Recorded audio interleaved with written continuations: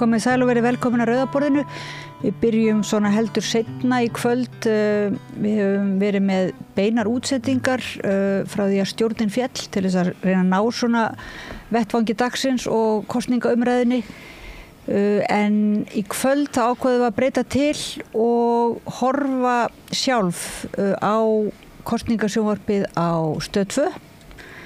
Það nú ennþá í gangi, við eiginlega gáfumst upp á að bíða eftir því alveg að ljúka. Við erum hérna sem sagt allir ritstjórar Rauðaborðsins, en áður en ég kynni þau til leiks þá segi ég að eftir okkar spjall að þá í lok þáttarins er Dr. Sigríður Þorgeirsdóttir heimspekingur ætlar að ræða málin við Björn Þorláksson til dæmis spurninguna hvað er skynfinning og hvort það sé mikilvægt að ræða heimspeki í aðdraganda kosningana.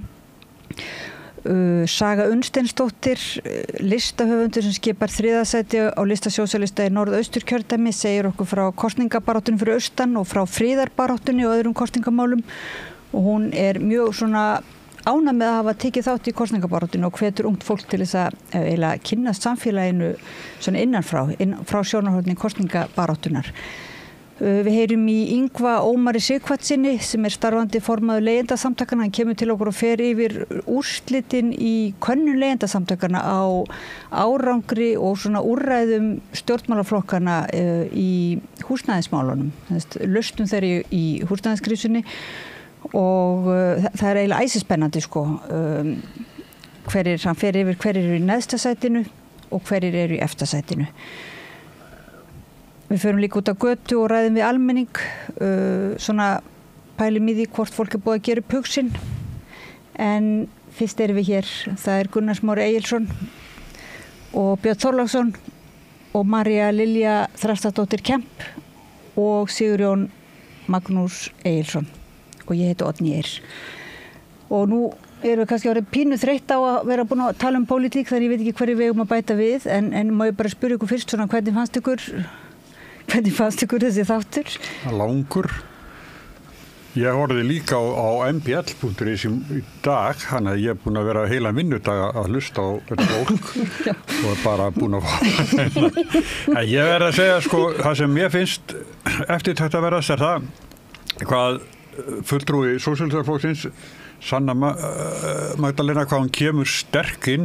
Hún talar ekki lengst en hún talar sem sagt, hún er mjög vel að sér því sem hún segja. Það er ekkert sem truflar jafnvæginar og meira þess að sýndu svona nýja hlið þegar hún var svona fyndin á svona bendi á ýmislegt sem ég veist bara hennar framganga finnst mér bera af. Já, hún komst nú ekki mikið að í morgunblaðsspjallinu í dag. Það var fantaskapur. Já, það var dálítið fantaskapur sko. Það var eiginlega bara búið svona ítinn út í horn. Það var svona nett. Það var Sigmundur Davíð sem tók stjórnin á þættin. Hann ætlaði nú líka að taka stjórnin á þessum þætti í kvöld. Og þegar við gengum inn í stúdíu þá var hann svona var hann að gera ennina tilraun til að taka þáttinn yfir. Hvað fannst þér, María? Já, með þetta er þetta svolítið merkilegt þarna í eitt skiptið þegar hann reyndi mitt að taka yfir með útlendingahattrinu og það tók enginn undir og það gladdi mig virkilega. Ekki Bjarni eins og því? Nei, enginn og hann bara einhvern veginn svona virkaði eins og hann væri gjörsamlega bara einhvern veginn af hjörónum sko. Já, ég ætla að byrja á því að gera grein fyrir því að ég er blaðamaður hér í þessu spjalli og álitsgjafi og bara beðin að koma hingað í þetta spjall af því að það er einhver misskilningur það þarna úti að menn séu hér eitthvað misnota aðstöðu sína. Sko, mér fannst þessi þáttur alls ekki góður. Ég reyndar veit ekki hvernig hún lauk af því að við erum sammála það að hann var orðinn það langur að við eiginlega bara gáfumst upp á því að bíða lengur. Mér fannst uppbygging hans ekki nógu vel heppnuð. Mér fannst blandað saman mikilli alvöru og málum sem að sannarlega þarf að ræða og hinu, svona léttleikanum og gríninu og eitthvað svoleiðis. Þannig að ég svolítið hissa á þessari dagskrárgerð. Ég trúi því að TikTok-væðing stjórnmálanna, hún geti verið svona trójuhestur inn í áhuga ungs fólks á stjórnmálum og ég var vitna því bara í vikunni þegar ég satt með syni mínum 16 ára gömlum og við vorum að horfa á Kappleikastöðvar 2 í fyrra kvöld held ég, að honum fannst það frábær pólitískur sjónvarpsþáttur af því að hann var léttur og fyrir 16 ára barn þá getur þetta verið mjög góð leið. En mér fannst þátturinn í kvöld, það allt of stutt í kosningar, það allt of mikið undir, ágreiningsmálin eru allt of hörð, það blóðugt stríð það hverjir ná völdum og það mjög mikil óánægja með þessa ríkisstjórn og mér fannst þátturinn í kvöld ekki endurspegla þann þunga sem úti í samfélaginu kosningaúrslitin, bara svona til að byrja með. Hvað segir þú, Gunnar Smári? Mér finnst kostur að það var reynt að taka 2 stór mál sem að almenningur hefur sagt að kosningarnir eigi að snúast annars var heilbrigðismálin og eins var húsnæðismálin. Þannig það voru svona 2 svona stórar hlussur. Það vera vel gert að því að mér finnst aðrir þættir sem að verið séð, það var alltaf verið að flakka svona milli og svona, það var svona dvalið svolítið í þessu. Ekki það að maður sé kannski einhverju miklu nær, að því að bæði í heilbrigðismálum og húsnæðismálum þá fólk að tala hingað og þangað og þetta einhvern veginn nær ekki að verða svona, já, til dæmis hugmyndir eins eru borðnar undir næsta, það bara, kannski er þetta margir og kannski bara umræðan bara óþroska og kannski eru við bara átt okkur á því að þessi kosningar bara þau múin að vera furðulega stutt en mér fannst þetta eiginlega svona fyrsta skipti þar sem að maður sá þetta fólk vera að ræða heilbrigðismál og húsnæðismál og einhverju svona, þar sem var svona eitthvað í áttina að væri umræðan sem ég held að fólk sé að kalla eftir. Ja, það var bara að fara að kjósa ekki morguninn. Þannig að einhver leiti... Þetta kom líka svolítið, hún Sanna var náttúrulega tók af skarið og var ósammála eiginlega öllum í húsnæðismálunum og talaði bara þetta óhagnaðardrifna og félagslegu valkosti og þá var skipti yfir á Bjarna og hann var einhvern veginn bara mjög svona skringilegur þegar hann talaði að væri búið að markaðsvæða allt húsnæðiskerfið og kemur einmitt seinna fram í þættunum að Sjálfstæðisflokkurinn fekk falleinkunn neðstur á listanum hjá leigjendasamtökunum bæði fyrir kaupendur og leigjendur en Kristrún tók nú undir orð Sönnu Þannig voru þær þá bara 2? Mér finnst að gera það nokkru sinnum voru svona alltaf neikandi svona. Já, það og sumleiti þetta svona... Hvað lesi út úr því? Hvað lesi út úr því? Ég meina, Sanna var náttúrulega bara að tala út frá svona klassískri félagshyggju sem hét sósíalismi í Galanda og og ég meina Kristrún bara jánkar því að... En Kristrún var líka komin með eitt frasa frá sósíalistum ef þú vilt breytingar, skaltu kjósa breytingar að Kristrún var komin með hann, ég var eitthvað aðeins að hugsa hvort að hún væri farin að færast nær sósíalistunum. Já, það stundu sagt að svona þáttur nefnilega góður oft bara hvað það varðar að við fylgjumst með svipbrigðum. Sá sem ekki hefur orðið, stundum hefur það jafnvel meira að segja líðan innri mann. Það gerir það ágætlega þessu þetta. Akkurat, mjög vel. Og pródúseringin, ég alveg sammála Smára með það að það var flott umræða, djúp umræða tiltekin mál. En mér varst verið að blanda saman eplum og appelsínum. En Kristrún, þið þurfa að ræða það og hennar sambandi Sönnu þarna, hún sýndi alltaf sómakennd, hún sýndi alltaf háttvísi. Bjarni Benediktsson, hann virkaði ekki eins og landsfaðirinn í þessari útsetningu. Tókuð eftir... Það var ekki Sigmundur Davíð. Nei, og alls ekki. Hann var nú bara, ég veit ekki hvað hann var. Við erum fósætisráðherra. Það hefði náttúrulega getað leikið bara fósætisráðherra. Akkurat, þessir tveir, Guðni forseti, hann sagði oft í ræðum, ef þú ætlar að sparka, þá allt í lagi að sparka, en sparkaði bara upp fyrir því í vald, ekki niður. Það er ekki decency, það er engin sómakennd hjá, sem að noti nú hugtæki sem að Guðni notaði gagnvart Davíð í forstaframbúðinu fyrir 18 árum, að það er engin sómakennd fólgin í því að Bjarni Benediktsson og Sigmundur Davíð sýni með svipbrigðum þegar Sanna eða aðrir nýliðar í pólitík sem eru með ekkert vald bak við sig miðað við valdi sem að þessir kallar hafa haft og einmitt báðir forsætisráðherrar fyrrverandi eða núverandi. Mér finnst mjög upplýsandi að sjá hvað í rauninni voru mikið að reyna að sparka niður í þá sem að minna vald hafa með svipbriðum sínum, með því að nei og eitthvað svona, og mér fannst þeir bara algjörlega núll landsföðurlegir. Það segir mér að þeir eru að fara á taugum. Mér finnst þetta, ég tók eftir því sko, mér fannst Bjarni ekki missa sig núna.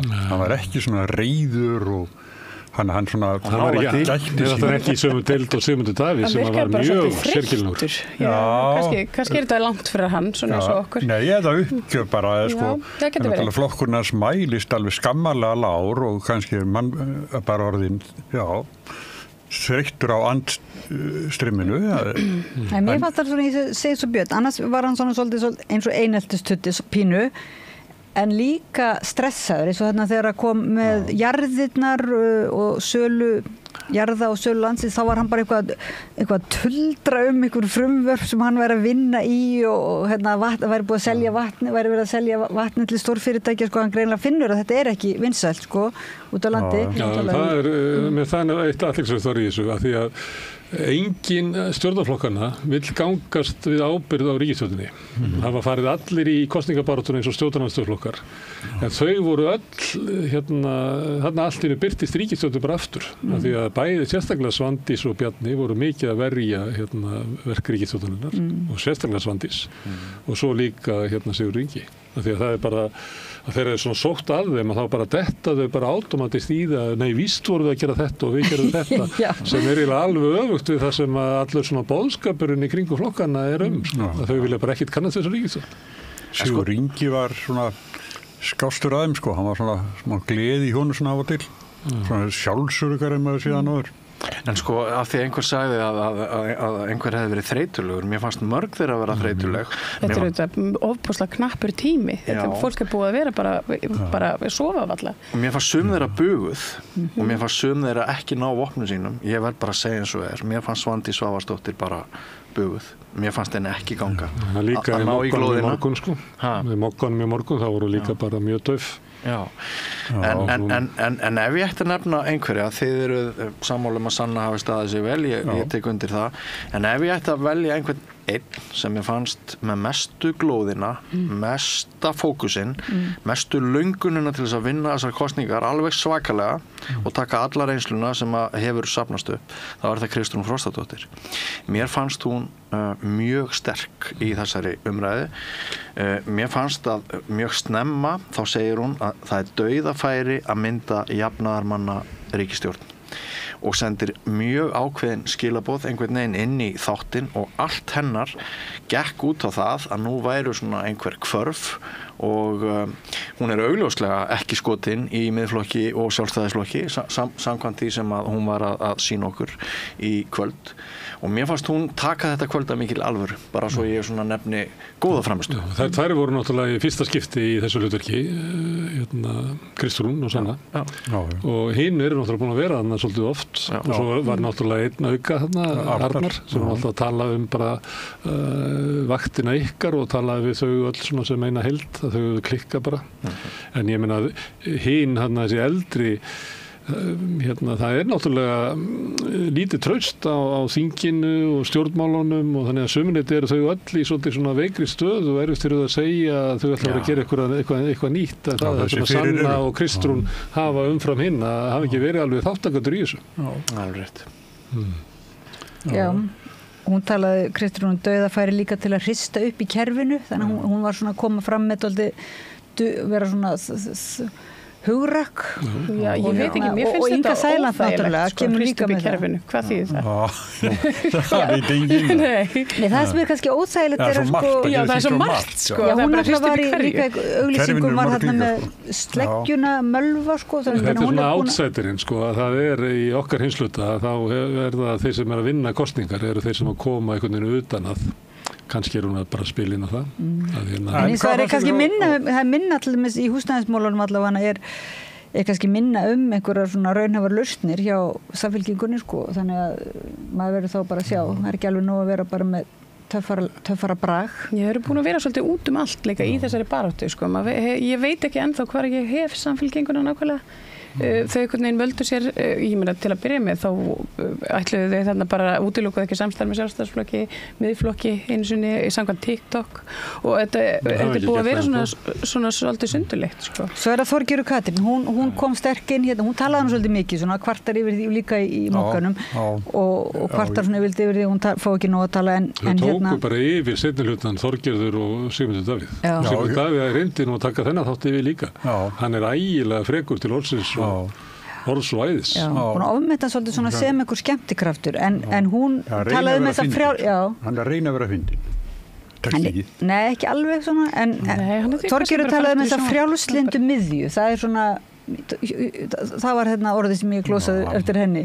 Hún leggur alltaf skoðanakannir núna, þá verður þetta náttúrulega sko hérna Samfylking og hérna Viðreisn og hver verður þriðji flokkur? Það er hægt að ná svona í könnunu núna er það kannski með 30 þingmenn en það ættu kannski að ná svona 27 þannig að það vantar eitthvað upp á og það verður hérna ef að Framsóknarflokkur verður á þingi þá vil hann vera þarna ef að Píratarnir á þingi þá vilja þeir vera þarna ég held að ef að Sósíalistarnir er á þingi þá vilja þeir vera þarna ég veit ekki hvort að Flokkur Fólksins hendi inn í þetta það er svona erfitt ólíkindatól Flokkur Fólksins stundum framan af kosningabaráttu fyrstu sættirnir mun ekki þegar var þarna silfrið þar sem sátu öll til borðs og þá var hérna kosningabaráttan ekki byrjuð og þá svona var talað að hafi verið svona hvað er þetta kallað þegar svona kallar eru hrifnir hvort öðrum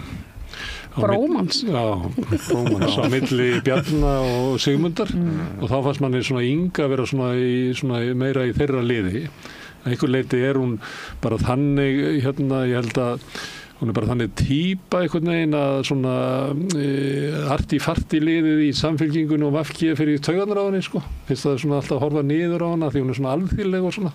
Þannig að hún fær svona meira skjól í svona miðflóknum og Sjálfstæðisflokknum finnst manni stundum. En svo þegar við líða á kosningabaráttunum þá finnst manni að vera að fjarlægjast þetta.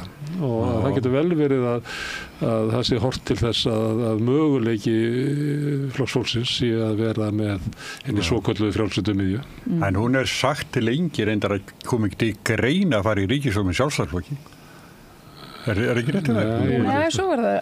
Nei, það var nefnilega breyttist eitthvað núna í þessari knöppu baráttu. Það er nefnilega svona, eins og því við vorum að tala um hérna dagskrárgerðina og svona formið á, það vantar að þetta er svo stutt og ég held að við getum lært af þessu bara að sko það þarf ekki kosningabaráttu stutt ekki þessi þáttu sem voru að horfa á nei, hann var bara jafnlangur á kosningabaráttu er hann ekki bara ennþá í loftinu hann er bara ongoing engin veit neitt en hérna það er bara sko það sem að mér þykir vanta og svona eftir á að hyggja og það er kannski svona skýrari rammi utan málefni það er sem sagt að fá bara í staðinn fyrir að fá bara eitt svona flatt pallborð þar sem allir tala onni hvernig annan að það sé tekin fyrir bara viss málefni sem bara húsnæðismálin og hérna höfum við bara það sem að flokkarnir hafa fram að færa.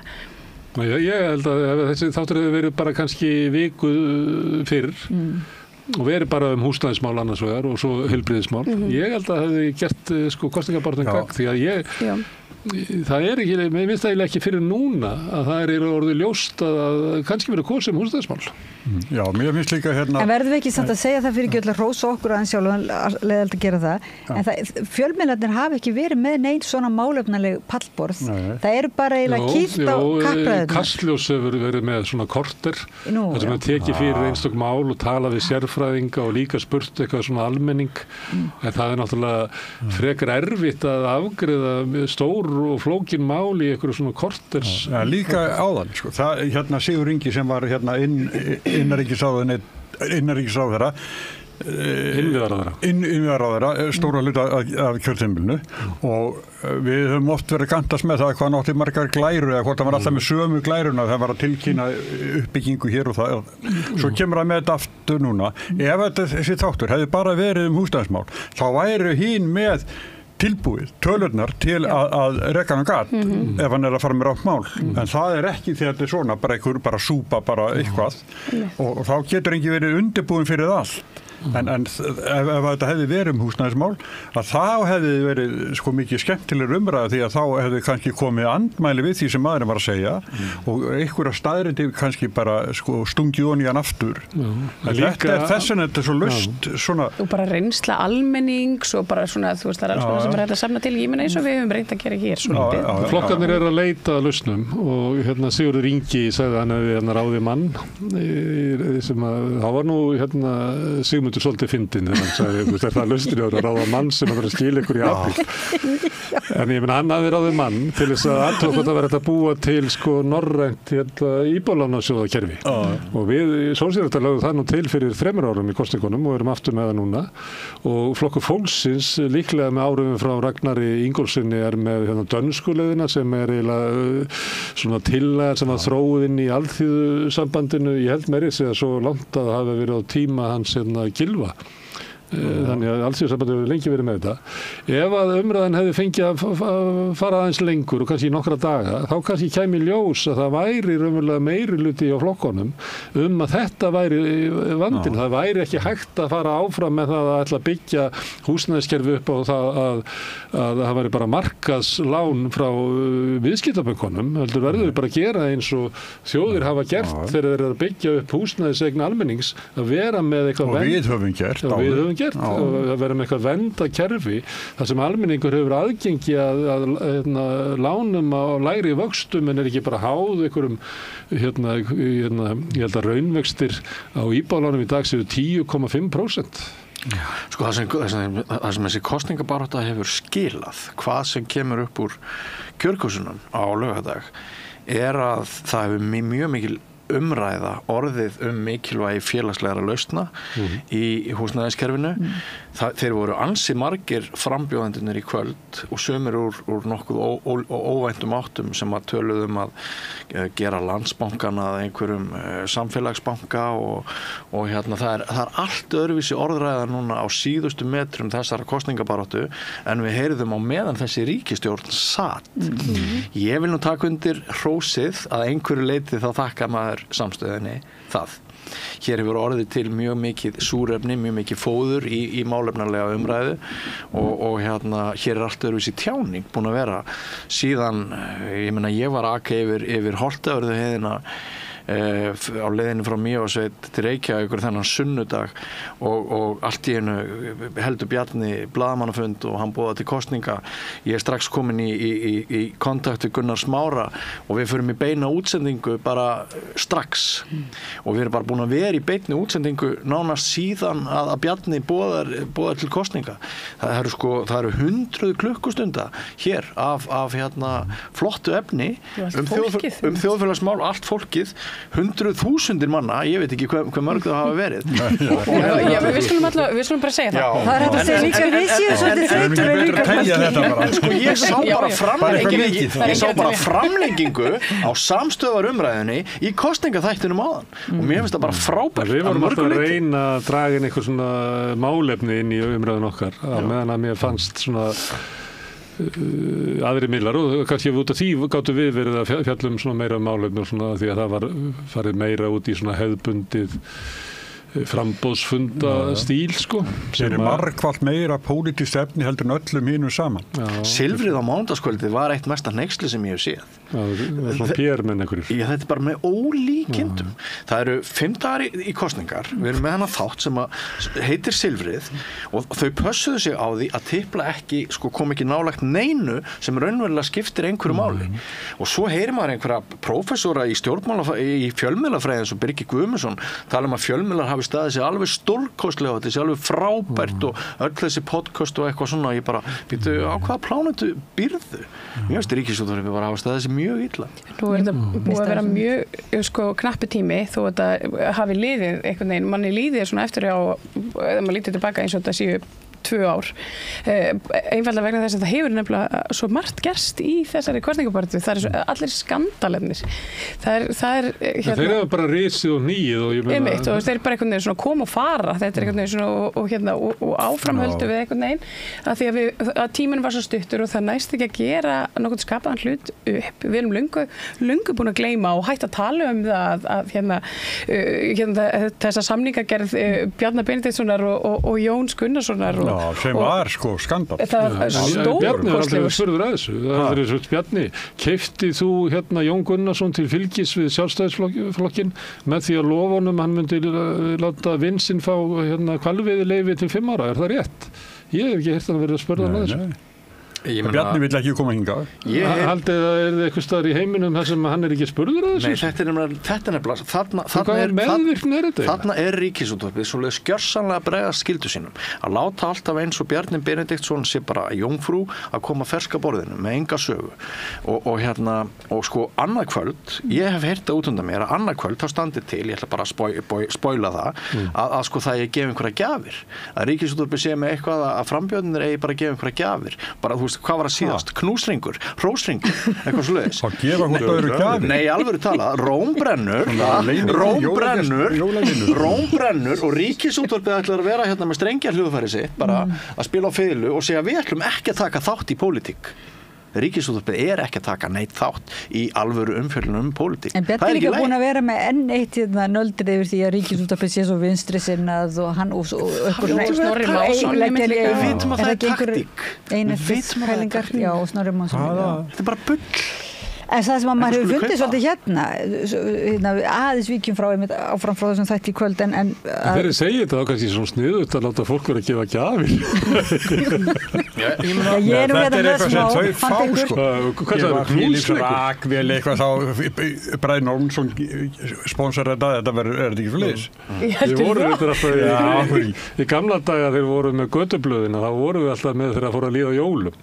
Þá höfðu við alltaf sambandið ykkur sem höfðu verið að deila allt árið og böðum að gefa hver öðru jólagjöf sko. Það fannst að vera svona jólaandin að jáfnvel fjandmenn verða vinir á jólunum. Já, bara nefnaðurinn, það voru ekki pakkar. Nei, það voru ekki pakkar.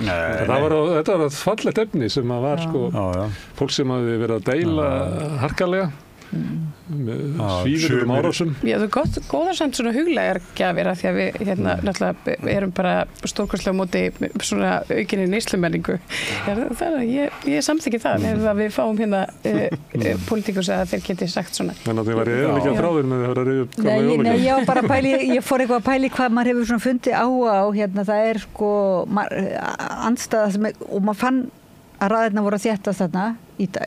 Það er andstæðan við svona óhefta markaðshyggju í heilbrigðiskerfinu og í húsnæðiskerfinu. En samt ertu með Miðflokkinn, Viðreisn og Sjálfstæðisflokkinn sem eru bara þarna. Já. Og þau ætla bara, þau vilja bara markaðsvætt heilbrigðiskerfi, markaðsvætt húsnæðiskerfi. En fannst þér að sannfærandi? Þú veist, það var svona meiri svo, þau voru að gagga einhvern veginn að sama. Sko. Gagga einhvern veginn og borga, ætlum við svo Bjarni þetta með að hver sjúklingur fái borgað með sér. Þú veist, þetta er bara eitthvað svona, þetta er bara maður sér svona fljúgandi innantóma frasa. Já, til að þurfi ekki að segja meira sko. Þetta er bara þannig sko. Þegar við eitthvað spyr þá bara arður út af ríkispinningunum og eitthvað hann bara stoppar þetta til að fara ekki þangað sko. Sko þess að einkarekna sem borga sko arð af pinningar sem fær bara frá ríkinu og þá bara stoppar þetta með einhverjum svona en ef að kosningabaráttan væri kannski 2 vikur viðbót, þá kannski þetta svona skýrari munur og kannski erum við að fara að kjósa það, annars erum við getum fengið hægri stjórn Miðflokks, Sjálfstæðisflokks og Viðreisnar eða eitthvað svona félagshyggju. En það er alltaf oft talað maður það ekki að menn kom ekki alveg svona hreint út með það, hvaða allir, það er svolítið svona allir að tala húsnæðismál séu ólestri en menn vilja ekki alveg kannski leggja spilin á borðið, hvernig Við Smári vorum einmitt á fundi í stúdendakjallaranum í gærkvöld og þar kom fram hjá Evu Önnu dóttur, prófessor að hún vildi bara sem fræðimaður sjá stjórnmálaflokkana koma með skilaboð fyrir kosningar, koma bara kannski ekki ríkbundnir, en henni finnst bara eðlilegt að íslenski kjósendur viti í hvaða átt flokkarnir eru að horfa, og ég mikið velt þessu fyrir mig núna fyrir þessa kosningar, hvort sko hérna til dæmis við getum talað að kannski ekki tveggja turnatal en hérna þeir náttúrulega hafa Samfylking og Viðreisn hafa mælst með mest fylgi og í sumum skoðanakönnunum nánast jafnt fylgi,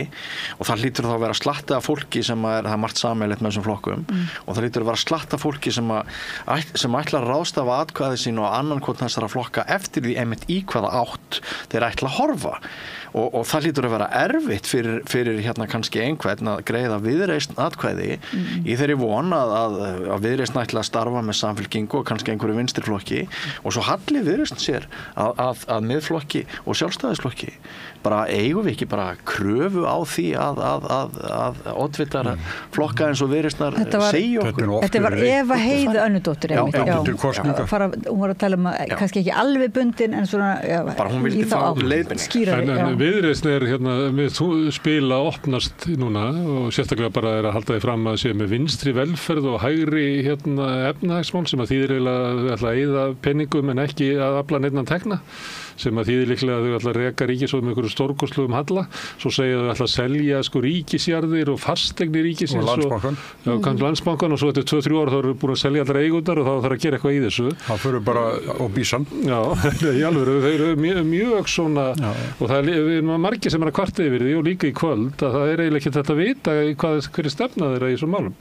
Þau koma einmitt út af, líklega eru þau með þessa stefnu að ef þú vilt vinstri, að þá getur haldið þessu vinstri, en ef þú vilt hægri þá getur haldið að vera hægri, þannig að þau eru leika mjög tveimur skjöldum, og ætla örugglega að gera það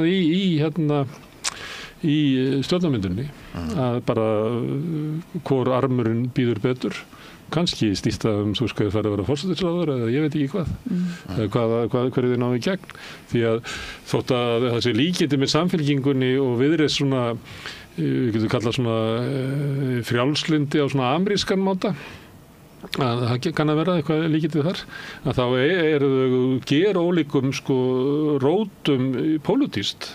Samfylkingin á rætur í hérna sósíaldemókratíu, en Viðreisn er bara nýfrjálshyggju flokkur, svona makrónistar einhverjir. Já, en hvað með hérna Píratana? Við höfum ekkert minnst á Þórhildi Sunnu. Hún er nú ekkert sérstaklega áberandi. Nei, það fór lítið fyrir henni, en hún auðvitað stendur sig alltaf mjög vel, hún Þórhildi Sunna. Hún kemur vel fyrir sig orði og hún er bara mjög svona skörp og klár og flink kona í því sem hún gerir. Ég tók eftir hún var alltaf svona bend á aðra kosti. Það var að tala að það var eitthvað annað en hérna sálfræði þjónusta, það var að leita eitthvað annað og var alltaf að benda á eitthvað svona aðra kosti. Eitthvað óljóst eða? Nei, ég lagði áslá það. Hún hérna, var að benda á, þurfum við að tala heilbrigðiskerfi, hvað hérna ýmis svona frjáls félagasamtök og hópar legðu mikið til. Sanna var líka að tala um það, svona ekki alveg með þessa grófu skiptingu, einkaframtakið og hérna, meðan allir Bjarni var bara með hennar risastóra, svona eins og Bjarni, eins og sjálfstæðisflokkurinn er ofta mikið sovjet, eitthvað bákn. Það er bara risastóri eini spítali sem allir eru sammála að sé ekkert sniðut að sé svona risastór og funkar ekki, og síðan kemur bara framtaki sko, það er eins og svona sjálfstæðisflokkur með versta sko úr kaldastríðinu, bæði frá Bandaríkjunum og Sovjetríkjunum, svona mixa. Já, ég segi svona bara ef þú voru að spyrja mig. Það kom fram svona viðurkenning sem ég held að allir þú talar heilbrigðismál er búin að viðurkenna, að þessi tilhneiging sem að var að loka öllum spítulum út á landi og flytja allt saman á landspítalann eyðilagði að sumuleyti heilbrigðiskerfið, að sumuleyti var viðurkenning á því í samtalinu, en hins vegar engin lausn á því hvað þetta gera, því að þegar þú gerir eitthvað svona, þú veikir hérna hér að sjúkrahúsin, flytur allt hérna og hérna það er ekki svona fæðingadeildir eða það er allir bara fluttið suður og eitthvað svona, að það er svo erfitt að ná þessu tilbaka, að þetta er svo mikil verðmæti sem hafa verið eyðilögð. En þá kom þessu óheilindi Sigurður Inga sem bara táraðist yfir hvað Willum var í góður við sjúklingana, maður sá hann bara fyrir sér lappa eins og Óla Lokbráð gangana á litlum flosaskóm og Sigurður Ingi, hann kom líka bara með þessi svona rök tæknilega, því þetta er auðvitað ekki hægt að vera með þessi hátækni allstar út land, en það var ekki að tala að vera með sko hátækni fíkni allstaðar út land. Þú getur ekki flutt, sko, hann sagði eitthvað að hvort viltu láta skipta mjöðmáður hjá einhverju sem gerir það á 3 mánaða fresti eða svo sem hann gerir 4 í dag.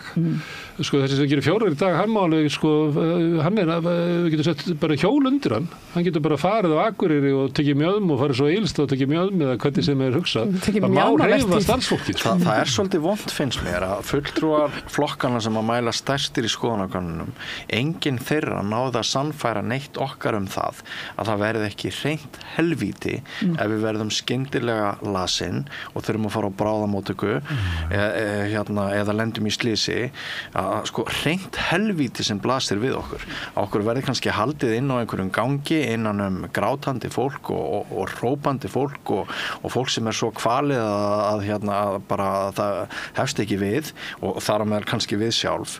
Mér finnst mjög skrítið að þessi bráðavandi sem fylgir bráðamóttökunni og skortur á heimilislæknum sé ekki meira ræddur þótt umræðan heilbrigðiskerfi hafi verið mjög góð.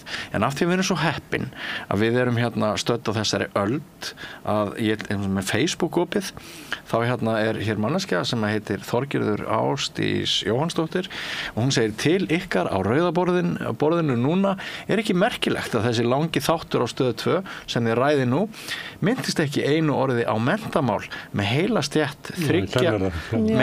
stétt þriggja skólastiga í verkfalli 4 að tónlistarskólum meðtöldum. Jú, það reyndar svolítið merkilegt. Ég hugsaði, ég var með lista, það var ekki talað, því þú voru að tala heilbrigðiskerfi, það var ekki talað fíknivandan, það var ekki talað mentakrísuna, ekki talað náttúrulega loftslags og umhverfismál, náttúruvernd. Hefði það ekki bara verið fínt að ræða það í staðinn fyrir lyktar problemið, umræðuna og sketsana og allar spurningar?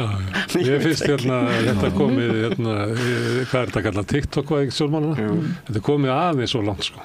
Þetta með vængina og þetta komið þarna inn í þetta og þetta er allt og stórt, sko. Sko, Sigmundur Davíð sagði þetta nú, hann skaut þessu þannig að það væri nú bara verið að búa til TikTok-vídeó þarna. Þeir voru að búa til þarna eitthvað spagetti það var hann eitthvað og meðan að ég var ekki bara Sanna sem var að tala eða eitthvað svona, hann sagði, hér er nú bara verið að búa til TikTok-vídeó og ég og þá hugsaði ég svona, hvað ætla hann eigi við, en var hann að tala þetta, þetta væri svona æft og væri verið að klippa niður í. Það var vandinni, ég vissi aldrei hvað hann var að tala Ég fannst Sigmundur Davíð eiga óbúslega vondan dag og við náttúrulega erum búin að sjá hann vera að falla í skoðanakönnunum mjög bratt og mér finnst þessi tilraun hans fyrirlitleg undir lokin að stela þættinum inn í útlendingaanduðina, mér finnst hann fyrirlitleg og já, ég tek undir það sem að einhver sagði en ég fagna því að það var eiginlega enginn sem tók undir hana, en þó Bjarni Ben ekki alveg undanskilinn. Hann daðraði aðeins við þetta. Já, þau hafa gert það í þessari baráttu Sjálfstæðisflokks. Já, en ég var svo svona gera allan að minna því í kvöldhaldurinn. Já, þetta var óþægilegt svolítið, sko, nú ég bara svo ofbúslega meðverka, ég fekk alveg illt í hjarta, ég vorkenndi svo Sigmundur Davíð þegar hann let út úr sér þessa vitleysu og einhvern veginn allir horfðu á hann svona eins og hann væri svona fullifrændin í fermingarveislunni og þú veist, þetta var alveg svona skelfilegt og ég hugsaði svona, kallinn svona langaði að einhvern veginn svona klappa honum á kollinu og segja bara herðu, þú veist, þú getur betur. Komum bara heim. Já, farðu bara heim. Það var að segja þessi 3 ár og 3. árið og eitthvað, það var að halda fram að meiri hluti fjölgunar í þjóðinni, það verið hælisleitendur og og bara húsnæðisvandan væri tilkomin vegna hælisleitenda. Úkraínustríð, bara þú veist, þetta er aðeins of ódýrt. Það var ekki talað um varnarmálin, ekkert friðarmálin, það var heldur ekkert utanríkismál. Það er bara svona, en Hann er náttúrulega TikTok-væðing stjórnmálanna Sigmundur, þetta er náttúrulega bara eitthvað TikTok-týpa sem hann er að leika. Hann er ekki að leika svona stjórnmálamann í alvörunni í þessu þáttum, sko. Nei, hann er svona reyna að vera svona Þetta var búin að missa sig svolítið. Já, mista hann En mista hann af þetta umræður unga fólk sem komið hingað við rauðaborðið voru að kvarta yfir því hvað þessi stjórnmálaflokkar væri að framleiða mikið einhverju rusli, TikTok-rusli þetta er fólk sem er að fara að kjósa í fyrsta skipti, það bara þráir alvöru umræðu og þau voru bara byrjuð að takast á mjög mikilvæg mál, einmitt kennaraverkfallið, aðferðirnar, það að standa með kennurum í sjálfu sér í verkalýðsbaráttunni, hvort þetta væri rétt aðferð og bara svona tilbúin í slægin sko og fá svo þetta spagetti rusl sko. Það sko eins og einmitt að fólk áttar sig ekki á því að ungt fólk ekki vitlaust og það sé alveg hægt að tala við það bara eins og fullorðið fólk. Það kannski veit ekki allt en það veit ekki allt en það nefnilega óbúslega tilbúið að læra og skilja og það svona mér hefur þótt ungi sósíalistar þótt þau reyndar á TikTok standa sig mjög vel hvað þetta verðar af því að þau einhvern veginn svona köttuðu krappið þarna bara eiginlega í upphafi og svona svolítið svona steittu nema framan í þá flokka sem voru komnir í þessa fróðu framleiðslu þarna á þeim vef.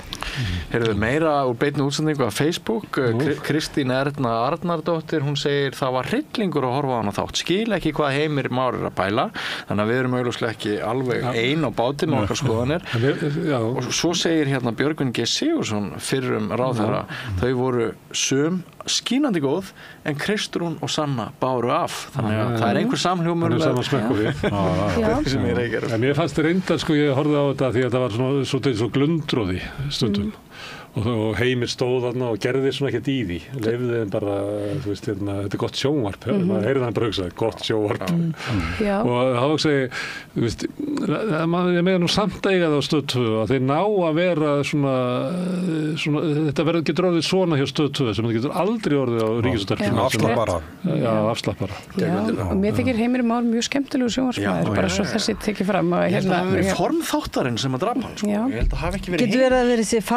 þessi titlingsformgerð þarna hann nei ég bara þýða frá frönsku sko ég hef aldrei sagt þetta á íslensku það er svona hvernig fannst það að ganga? Titlingsformgerð ég fannst það aðeins of gróft ég verði að gera það ég bara byggst á velvirðingar það kemur meiri nálag ef þú ert að horfa yfir sko heldur að þú gerir svona eins og RÚV gerir sko ég held að þetta sé skemmtilegra það kemur lífilegra sjónvarp og stillir fólkinu svona aðeins á móti hvort öðru þannig að fólk sé ekki alltaf bara að tala út í tómi sko en ég var svolítið að hugsa þetta spagetti dæmi þarna með marshmallow og sigurbúðum og því sko að hvort mann hefði ekki fundist hvort mann hefði samt fundist það svolítið skemmtilegra ef það hefði verið sko svona ennþá þéttari umræða, kannski ennþá meira á dýpi jafnvel, það var þarna tilraun til að fara dálítið djúpt hefði verið ennþá meira dýpi og þá hefði og þetta hefði verið jafnvel ennþá meiri fíflaskapur sko svona bara, maður hefði svona síðan lengra mér hefði fundist það má líka tala málefni yfir fíflaskapnum sko það líka bara, það ákveðin list sko mér fannst það klikka hann að láta ekki Sigmund og Sigur Inga vera saman að búa til hann var sko það var dauðafæri sem það tók ekki vítaspyrnunni sinni ég meina og bara svara spurningum á meðan þeir fóstbræður hann ég var samt að gefa þeim að eitt atriði í þessu var mjög afhjúpandi fyrir ekki bara stjórnmálastéttina svokölluðu, heldur okkur öll. Það var þetta dæmið þarna með vondu lyktina. Það er einhver samstarfsmaður sem að lykta rosalega illa og það þarf einhver að tala við hann. Og það var þarna fólk sem að bara sagði, já, ég bara segja honum að það sé vond lykt á honum að hann þurfa að fara í sturtu og þú veist að gera eitthvað svoleiðis og sem bara væntanlega rétta viðbragðið. En svo bara hellingur af stjórnmálamönnum með mikla reynslu sem fóru bara að segja einhverja svakalega dæmisögur og bara vildu alls ekki ræða það við hennar mann að það væri vond lykt á honum heldur þurfti hann einhvern veginn sjálfur að kveikja á perunni. Mér fannst það kristalla svolítið vandans bara sem að við höfum staðið í sem samfélag núna hérna upp á síðkastið. Voru þetta ég misti þessi atvinnuviðtöl. Að það að segja meiningu sína og það að segja hluti sem að þarf að tala við höfum bara einhvern veginn farið allt og mikið í kringum þá. Þannig að sko sumt í þessu dæmi var að virka. Var enginn sem að fór semst bara til hans og sagði? Jú, það voru einhverjir. Bjarni var ákveðnastur. En hérna það var nokkuð sem smáði bara beint út. Einhver vildi fara með hann í sund og einhvern veginn gefa honum Bjarni sagði bara vildi bara baða fölskum fórsetum, það er ræðilega ljótt. En við Smári bjökum við þetta í tíma að vinna með manni sem lykta alveg ofboðslega og þetta var mikið vandamál og sérstaklega sólin skein og það tvöfaldaði slíkt inn eða meira og þetta var vandamál og ég hérna var trúnaðarmaður og ég talaði við mennina og sagði að ef þið fjallaði ekki manninni, ekki eitthvað í þessu, þá munum við bara leggja niður störf og bringja bara í hollustuvernd. Þetta er ekki hægt lengur og þetta var búið að menn voru búin að ýta þetta svo undan sér alveg mjög lengi og þegar ég bara stappaði niður hann og í valdi mín sem trúnaðarmaður, þá væri ég bara fram á það, eitthvað gert. Og við með það sko í skyrtuna það var svona vikurhringir, ekki árhringir eins og trjánum, heldur vikurhringir sko. Það var mjög slæmt þegar nýr svitablettur leyst upp gamla. Oh my god. Það var alveg svakalegt maður. Svo annars þannig starfað sko, menn þurfti að svona sitjast svolítið við hliðina á hann. Þetta var mjög erfitt. En hvað segir kosningarnar? Núna er eiginlega kosningabaráttan að verða búin. Það er samt slagur eftir. Maður sér að sko menn að teygja sig og margir ég sé að Guðlaugur Þór í mikilli baráttu, hræddur að Diljá Mist komist ekki inn á þing. Á Diljá Mist líka, ég er búin að sjá hana líka. Já. Ég sé að þau eru tvö framsóknarmenn í Reykjavík, Ásmundur Einar og Lilja eru bara berjast fyrir lífi sínu. Alls konar listamenn. Þetta kemur reglulega fyrir. Listamenn fara svona að borga stuðningsinn með stuðningsyfirlýsingum. Þetta gerist líka með Katrínu Jakobsdóttur 2013. Þá var komið kvikmyndagerðarmenn og fleiri.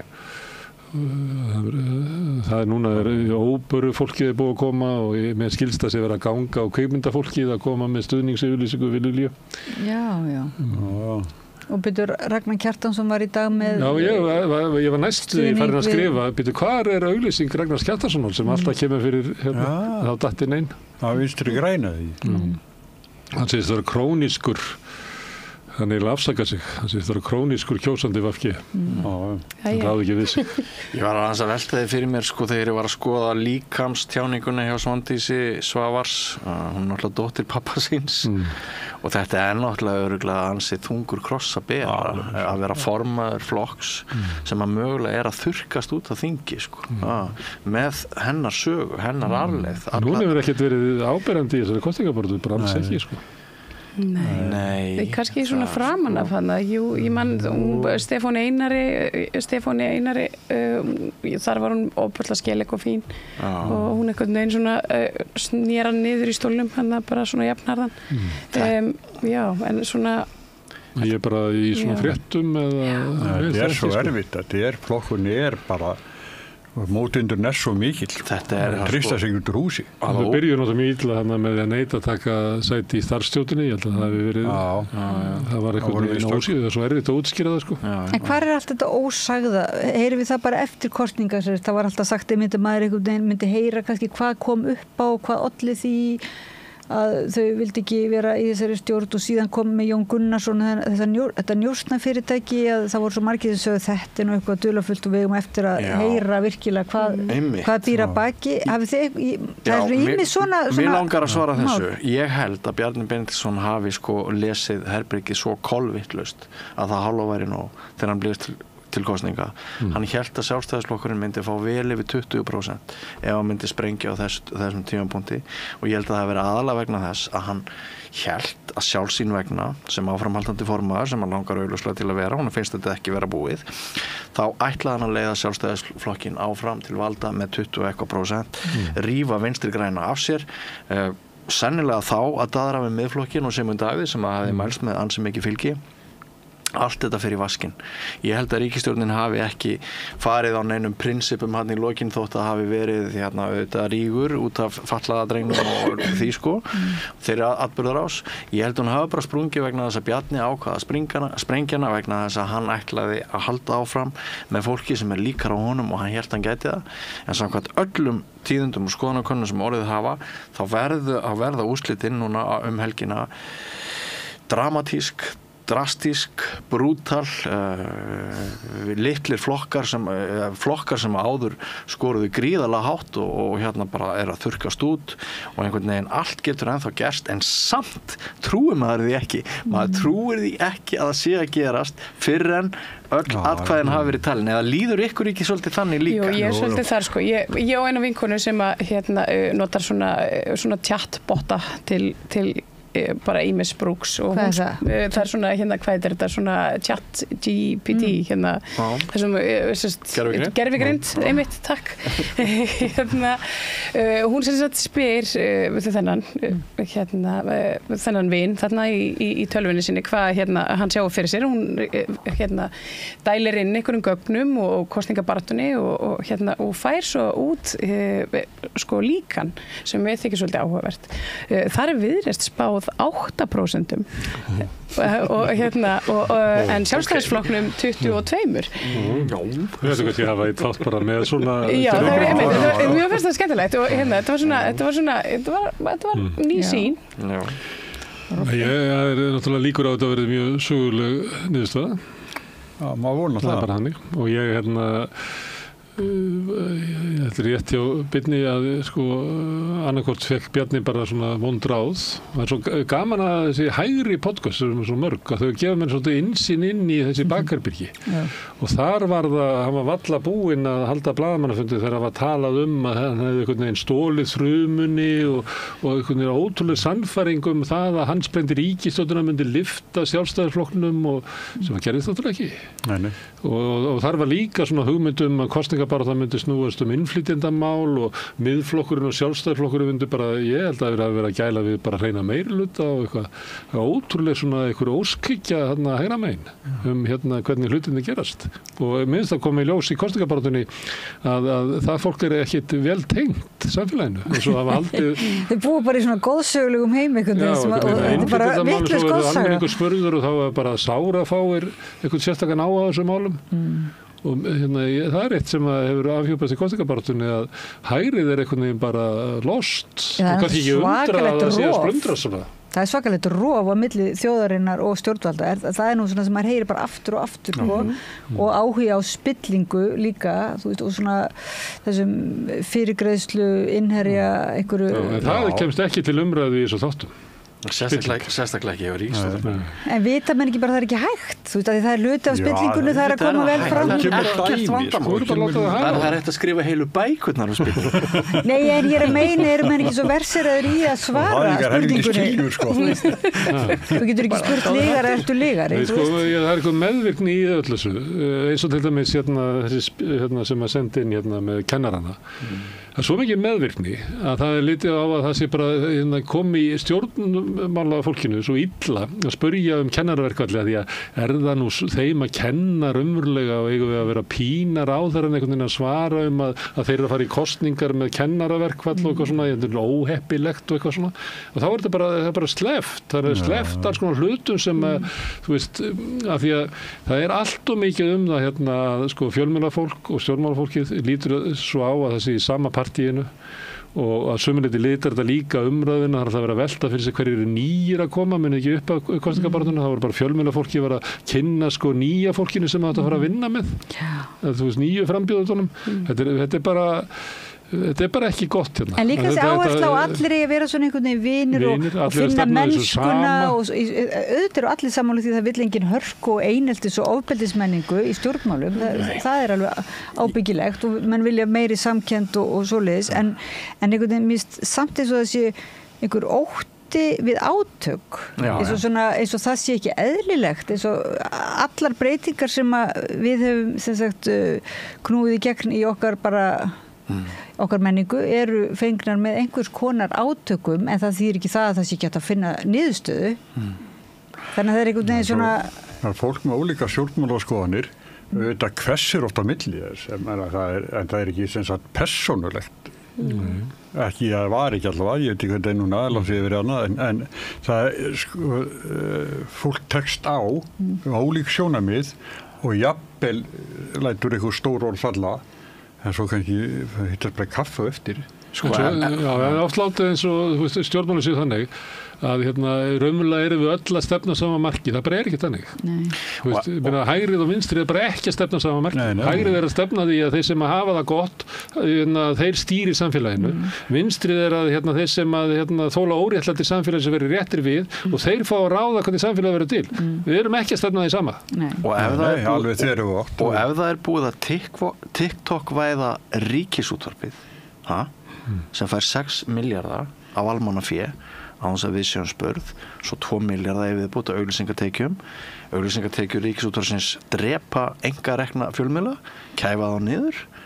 Ef Ríkisútvarpið er búið að taka þátt í TikTok-væðingunni vegna þess að þá vitna ég aftur til þessa þáttar sem við horfum á daginn og við vonum að standið sér betur annað kvöld, en við erum ekki bjartsýn eftir að við fengum upplýsingar það að frambjóðunir séu að fara að gefa hver öðrum einhverja gjafir og síðast þurftur að hrósa og knúsa og eitthvað svoleiðis. Ef þetta er þannig, þá verðum við bara að segja, við verðum bara að bera út útvarpsstjóra og þetta lið sem á að sinna eftirlits- og aðhaldshlutverki Ríkisútvarpsins, því að það er margt frábært í Ríkisútvarpinu. Nú ég bara að tala aðhalds- og eftirlitshlutverki, því að svokallaða varnarhlutverk og skyldur Ríkisútvarpsins í því að upplýsa almenning með alvöru hætti fyrir kosningar. Kristrún Heimisdóttir, sem við mörg vitum hver var nú einu sinni mikil stærð. Sjónvarpsumræður stjórnmál, segir hún núna, eru núna á Íslandi smættaðar í samkvæmisleiki, trúðslæti og allra handa vitleysu. Hún að skrifa þáttinn í kvöld. TikTok, ekki góð fyrirmynd í norrænu lýðræðisríki. Djókið dapurt, umræðan uppleist, engin vitrari neitt sem máli skiptir. En hvernig var ykkur Heimir? Mér finnst Heimir alltaf skemmtilegur sko. Ég kann bara ansi vel við hann Heimi. Við vitum að þetta er erfitt líka stjórnum svona stóru þætti. Þetta er svo hann var ekki með TikTok-hlutan sko. Hann var að reyna að halda umræðinni. Ég að hann fekk engu ráðið TikTok. En það er eitt sem að það er ekki hvað auglýsingar voru í þættinum. Hvernig varst þú að stjórna umræðum? Ég var svolítið hrifin að þessu hvernig hann léti þetta bara ég líka. Þú veist, hvað ætlar að gera? Og þetta er ógeðslega erfitt. Þetta er svo erfitt að það hálfa væri nóg. Þannig að gefum hún bara kredit. Það er svolítið gaman líka þegar maður lyfta rífast. Hann mætti á svæðið og hann ætlaði að tala málið sem að kannanir hafa sýnt að almenningu vil tala og mér finnst það bara aðri mættu taka nótis af því. Já, líka hann fór ekki á taugum þótt einhver væri byrjaðar aðeins að takast á, að því mér finnst það fjölmiðlega hann var reyndasti maður á svæðinu sko. Já, það má alveg takast á en svo bara erum við friðsamlegu. En hvað segir með okkur? Eigum við ekki bara bara að hætta þessu? Bara heim og svo við fáum ekki leið og það er hellingur eftir á dagskránni. Já, það er alveg fullt, það er nú framundan Má ég veit að þú ætlar að kynna þetta, en má ég sérstaklega mæla með því að áhorfendur og hlustendur kynni sér stórt viðtal við Sigríði Þorgeirsdóttur, heimspeking.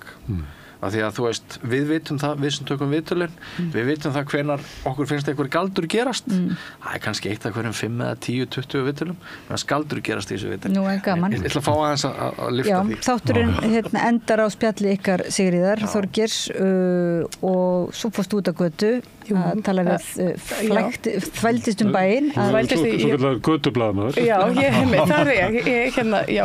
Ég fór í Skeifuna klukkan 4 í dag og það var ævintýri. Var ekki kallt? Jú, það var hræðilega kallt. Ég var reyndar svolítið góðan galla. Ég var vel klædd. Það er til kenningar það að kosningarnar ráðist í Skeifunni. Nú, já.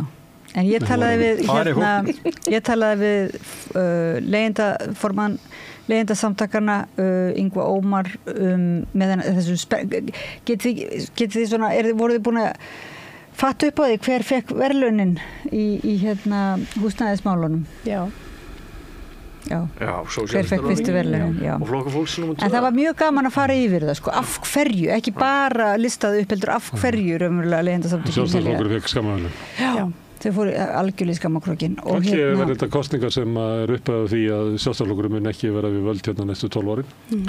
Já, og það er bara komið svolítið gott. Mín skoðun er svo að það þyrfti að hvíla hana í 3 kjörtímabili til þess að losa þessa baneitruðu blöndu, eignatengsla, þrýstings, vondra sjónarmiða og stjórnmálana. Hann getur verið að gera ýmislegt annað bara.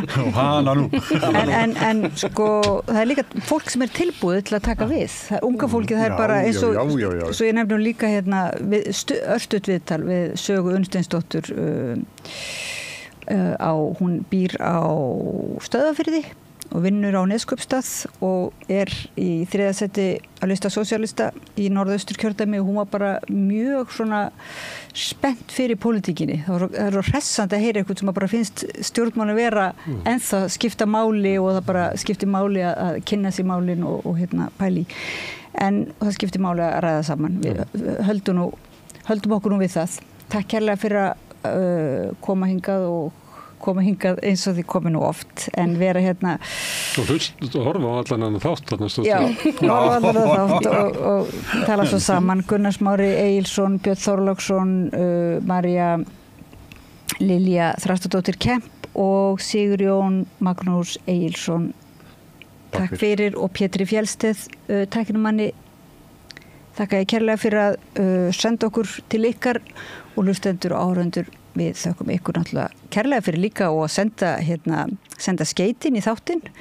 Það var svolítið, þjóðasálin, það var mjög skemmtilegt. Við erum alltaf að reyna að hafa virka og gagnrýna opna samræði við Rauða borðið. Ég heiti Oddný Eir og takk fyrir í kvöld. En ekki fara langt, við höldum áfram, já. Við þurfum djúptækar breytingar, raunverulegar breytingar. Sósíalistar hafa sýnt að þeim treystandi til að breyta. Sanna Magdalena sá fulltrú í borgarstjórn sem flestir borgarbúa treysta. Hún talar máli þeirra sem óréttlætið bitnar harðast á. Sósíalistar hafa endurreist verkalýðshreyfinguna með nýrri forystu Eflingar. Sósíalistar stóðu að mótmælunum gegn Íslandsbankasölunni og kröfðust afsagnar Bjarna Benediktssonar. Sósíalistar stóðu að endurreisn leigjendasamtakanna, svo nú ómar rödd leigjenda. Sósíalistar hafa breytt umræðunni, meðal annars með samstöðunni. Sósíalistar hafa sýnt að þeim treystandi til að breyta því sem þarf að breyta og þeir hafa betra plan fyrir Ísland. Breytum Alþingi, kjósum Sósíalistaflokkin XJ.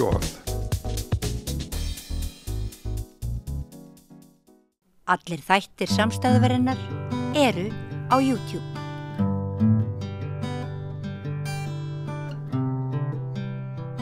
Þú sért búin að gera upp hugðinn? Ekki, þú ert að tala kosningar væntanlega? Nei, ekki alveg eins og ég komið nokkuð langt með held ég. Viltu deila því? Það annarkvort Viðreisn eða Sósíalistaflokkurinn. Já, það ekkert annað. Hvað það sem hvað verður svona úrslita til úrslita á milli þess að tveggja flokka, heldurðu? Það verður aðalega það að Viðreisn ætlar að gefa þjóðinni tækifæri að sækjum aðild að ESB. Ég treysti ekki þetta ekki verið full reynt með þessar ráðamenn og efnahaginn? Ég held það. Bara hvað þú heitir? Sigurlín Rósa. Sælvertu, ert þú búin að gera upp hugðinn fyrir laugardaginn? Nei. Hvað heldurðu svona að verði ofan á? Hvað eru málin, svona þyngstu málin fyrir þér? Og þegar þú ákveður þig í kjörklefanum, hvað verður til úrslita? Það bara eiginlega allt, það svo margt. Bara verðbólgan, vextir, útlendingamál, húsnæðismál, það eiginlega bara allt. Já. Og ertu með einhverja flokka sem að koma sérstaklega til greina eða er þetta bara öll flóran einhvern veginn liggur? Búin að minnka þannig í 3. Ertu tilbúin að deila því hvað 3 flokkar það eru? Já, það er bara annarkvæmt Miðflokkurinn, Flokkur fólksins eða Sjálfstæðisflokkurinn. Takk hérlega fyrir þetta. Kannski bara byrjar á að segja mér fullt nafn. Ég heiti María Gómez. Sæl vertu María, nafna mín og gaman að hitta þig. Ertu búin að gera upp hugðinn fyrir laugardaginn? Ég er búin að kjósa. Þú ert búin að kjósa og viltu deila því hvað þú kaust? Nei. Nei, þú þarft það ekki heldur. Ekki það ég skammast mér fyrir það, en bara nei, það er bara mitt. En hvað var svona það sem að léti kjósa eins og þú kaust núna? Það er bara aðalega, ég hef alltaf kostið saman flokkin, þannig að ég ákvaða bara að gera það aftur. Bara þitt fólk, treysti því? Já, ég geri það. Þannig. Takk hérlega. Það skal byrja að segja mig hvað þú heitir. Ég heiti Marja Mist. Sæl vertu Marja, þú ert önnur Marjan sem að ég Marja heiti hér. Við erum bara að velta fyrir okkur hvort að fólk sé búið að gera upp hug sinn fyrir laugardaginn. Já, ég er búin að því. Viltu deila því með okkur? Ég ætla að kjósa Samfylkinguna. Já, og hvað er það í málflutningi Samfylkingarinnar sem að vakti bara áhuga þinn? Ég fjölbróforeldri og foreldri langveiks barns og ég sammálaði með hvað ég ætla að gera fyrir fæðingarorlofið. Já, frábært. Og þú ætlar að kjósa Samfylkinguna líka? Já. Ég held mér svo lengi. Já, einmitt og þeir eru hérna saman með 2 ung börn og það voru sem sagt fæðingarorlofið og var eitthvað fleira? Bara ég trúi því að þau munu gera gott fyrir strákin okkar sem langveikur. Þannig góð kjör. Já. Hann mjög forvitin. Svo segja hæ. Takk hérlega fyrir. Byrjar á að segja mig hvað heitir? Ég heiti Theodór. Og Theodór, ertu búin að gera upp hugðinn fyrir laugardaginn? Já. Og má ég spyrja hvað þú ætlar að kjósa? Já, ég ætla að kjósa sósíalista. Hvers vegna? Bara út af því að ég veit ekki hvað ég að segja annað en að segja að mamma mín er í framboði. Það er smá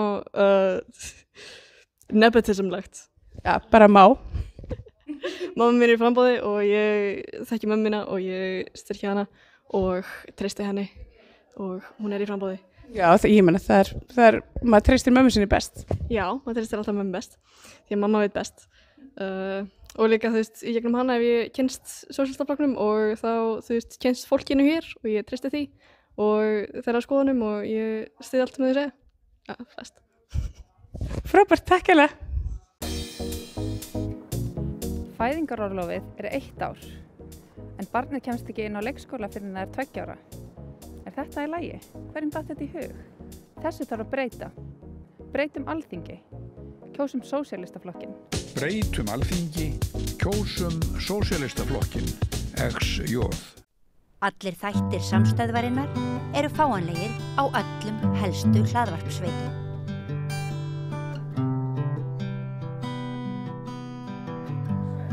Komið sæl og verið velkomin að Rauðaborðinu. Ég heiti Oddný Eir og til minni kominn Yngvi Ómar Sighvatsson sem er starfandi formaður leigjendasamtakana og hann ætlar að segja okkur frá eiginlega niðurstöðu svona könnunar sem hann gerði og leigjendasamtökin og könnunin fór nú fram núna bara undanfarið og meðal annars hefur við rætt málin hérna við Rauðaborðið í svona ítrykkuðum þáttum húsnæðismál þar sem við fengum fulltrúa frá flokkunum og svo hefur við líka rætt við fleiri fulltrúa frá flokkunum og allar eiginlega segja okkur frá svona niðurstöðum þessara könnunar. Já, hæ og takk fyrir að bjóða mér. Sko, þetta má rekja þetta kannski aftur svona 7 mánuði þegar ég og Guðmundur erum að tala saman, formaðurinn, og ég segi við hann að við þurfum núna að vera pólitísk fyrir þessar kosningar. Við höfum ekki bara, að berjast fyrir einhverjum ákveðnum réttindum heldur að koma þeir réttindum, að fá viðhorfi þeirri réttindabaróttu frá okkar fólki, eða frá okkur stjórnmálafólki og síðan benda á hvað best var að kjósa, skiljiði. Og þannig að við hófum þetta starf með því að við fórum fyrst að tölum við atvinnufélagið til þess að fá að því að það sem ég sem fyrir markaðsmaður hef séð svo lengi er hvernig þessi græðkja húsnæðismarkaða þar sem ert með einhverja nokkra gauðra sem er að græða og kaupa íbúðir hefur áhrif á allt samfélagið, hefur áhrif á samkeppnishæfni og fleira. Þannig að við vorum svona svolítið að koma þessu skilaboðum og framfæri til flokkana og þessu aukna misskiptingu. Síðan í gær, fyrir þetta, þá skrifa ég nú grein sem að því að það birtist mjög áhugaverð skýrsla 22. nóvember síðastliðinn sem enginn hefur talað og mér finnst það bara næstu skammalegt. Það er sem sagt Virka stéttarfélag sérfræðinga á vinnumarkaði. Þeir eru ekkert í að gæta hagsmuna fátækafólksins sérstaklega, en þeir engu að síður birta þessa niðurstöðu 22. nóvember sem segir að ójöfnur á milli kynslóða hefur aukist 2-falt hér á landi samanborið við önnur Norðurlönd. Og þegar maður skoða síðan af hverju þetta þá er það út af húsnæðismarkaðinum. Það er bara rót vandans. Og áður en ég fekk kannski beint út í flokkana sjálfa, þá stendur þetta svolítið eftir að við ákveðum allt í einu að taka félagslegu réttindin af fullt af Íslendingum aldamótin og það fólk hefur eiginlega verið á vergangi síðan í hruninu. Það hafði eitthvað skjól fram eftir 2, 5, 6 skilur eitthvað svoleiðis, en svo fer bara að vera að selja í ríkisfyrirtæki sett á fót til þess að selja félagslegu eignindar sem þetta fólk átt að hafa og í staðinn er þetta fólk núna undir ofurvaldi leigu félagana alltaf að flytja, börnin aldrei að festast og og þetta fólk þarf að grípa, mér finnst kosningarnir þetta snúast akkurat þetta fólk. Þú veist, einhverja 30.000 Íslendingar, 12.000 börn sem eru bara á vergangi og eru undir einhverjum ríku fólki sett í staðinn fyrir að íslenska ríkið eða sveitarfélagi taki það mál og sjá þetta fólk. Þetta hefur truflað mig og... Má ég aðeins skjóta inn einu? Já. Sko, við komum fram í svolítið spjalli okkar við stjórnmálafólkið. Það er þetta svona orðanotkunin, þetta félagslegu lausnir og félagslegu húsnæði. Að því að sko, og félagsbústaðir, verkamannabústaðir og svoleiðis, að því að flestir kannski sem að heyra talað félagslegt húsnæði, hugsa þetta sem kallast svona, er það ekki félagsíbúðir, félóf sem eru sumstaðir í borginni og það fólk sem í miklu vandræðum og fólki finnst þetta ekki vera mjög góðir nágrannar oft sko.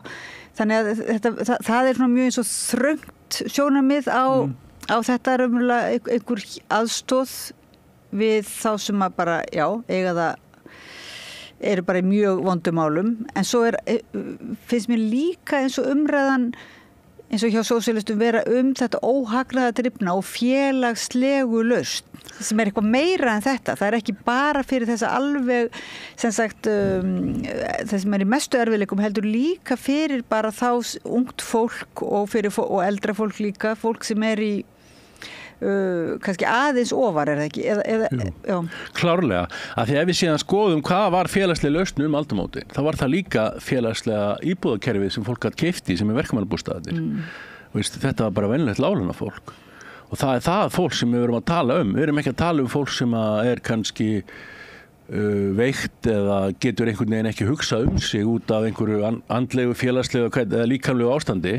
Við erum ekki að tala það fólk. Nei, erum við ekki að tala það líka samt? Jú, en við erum samt ekki að tala það fólk hefur að því að þegar þú sækir félagsþjónustu í dag, ég þekki þetta nú að því ég var að tala félagsþjónustuna í Reykjanesbæ út á mannesku í gær, sem einstæð móðir og að missa félagslega húsnæði sitt því hún ekki að standa í skilum, hún bara hefur svo erfitt líf og ég benti þeim á að það var ekkert í lögum sem tæki félagslega réttin til húsnæðis af henni þótt hún skuldi. Þvert á móti, en þetta snýst sko að fullt að allar fátækasta fólkið, það má gera ráð fyrir að það geti farið til félagsþjónustunnar og sagt þetta svo erfitt og að því að það stendur í lögum sko félagslegt húsnæði, hlutverk sveitarfélagana, að þau hafa frumkvæði að hjálpa fólki að fá húsnæði. En þetta í raun og veru svo langt frá því að vera frumkvæði þegar þú þarft að fara og tikka í einhver bóks, sko, ég var barið þegar ég var 10 ára eða ég hef ekki fengið réttan morgumat í mörg ára, whatever, skiljið, allt þetta voru gangingunum alls konar áföll, það næri ekki bara að segja, ég með þetta mikið að tekjum og ég næri ekki að borga leiguna út af því. Þetta fólk, það í vandræðum og það bjarg og það allt saman það að reyna að hjálpa til, þetta bara einhver 800.000 íbúðir eða 1200 íbúðir eða eitthvað, bara dropi í hafið og auk þess sem að þá þarf að vera í stéttarfélagi ákveðna hópa, þú veist, þannig að það ekkert almenn lausn, en það í mínum huga góð lausn líka, sjálfsögðu, en það þarf bara miklu meira til. Það þarf svo, þegar ég til mér verið að skrifa þetta nú, ég hef verið að skrifa mikið á Facebook og baráttan okkar hefur farið svolítið fram á Facebook núna og náð inn í fjölmiðla þaðan, þá það sem vekur mest athygli þessi misskipting sem enginn bað og allt í henni þetta orðið bara lykilatriði í þinni þróun sem ungs manns eða átt foreldrar geta keypt fyrir íbúð. Ef ekki, þá ertu bara settur í þá stöðu að leigja út íbúð á því verðið sem kostar að selja hana. Þannig að það það sem vandamál í íslenskan húsnæðismarkað. Það þessi græðgi að þú getur raun og veru fara og keyptir íbúð og látið sig að leigjandann borgana og ofan á. Í dag þetta nokkuð jaft, ég menn það mjög dýrt að kaupa íbúð út af vöxtunum, sko. En það var ekki svo fyrir 2-3 árum. Fyrir 3 árum gerði ég og Guðmundur til dæmis grein sem birtist í pressunni sem hét leigjandi sá sem kaupir íbúð fyrir aðra. Og þá bárum við bara saman sko hversu mikið hver há leiga á Íslandi ef við berum hana saman bara hlutfallið við að kaupa íbúðina. Og kemur í ljós ef við bárum það saman við höfuðborgir og stóra borgir í Evrópu að það var meðaltali 100.000 krónum aukala á mánuð á Íslandi. Þessi auka gróði sem leigusalar voru að taka umfram hvað kostaði að kaupa íbúðina á sko söluverði, ekki á byggingaverði. Og þetta gengur svolítið tíma og svo bara allir að keppast í grækinn og safna sér íbúð, allir vildu sitt eigið leigufélag, það var bara svolítið mantran og við fengum bara vexti og verðbólgu og fór allt til andskotans út af þessari græðgi.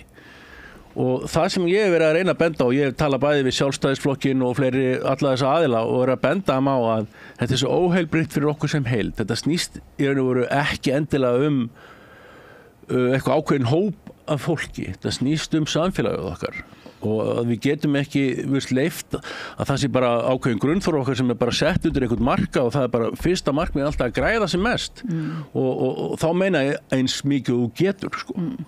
Já, það er engar hömlur svona, þetta ekta, þetta ekki svona, húsnæðismálin eru svona bara mjög gott dæmi það sem við kallum nýfrjálshyggju þar sem það er treyst á markaðinn, að markaðurinn bara komi lausnina og það er engar hömlur, það er einhvern veginn neikvæð hugsun hömlur, svoleiðis að þarna bara er þetta hömluleysi, en spurningin er einmitt hvar kemur það þá tilbaka vegna þess að það á að vera þá þessir sem að græða þeir byggi þá meira í þessari vöntun, en það kom nú fram í spjallinu hérna að það er ýmsir svona ljón í veginum, þannig að það er eitthvað svona algjört rugl, þannig að þessi markaðshyggja hún leysir raunverulega ekki vandan, hún sækir þá bara til ríkisins að leysa vandan fyrir sig þegar vandinn kemur upp og ríkið er ekki eins og með, ríkisvaldi virðist ekki vera með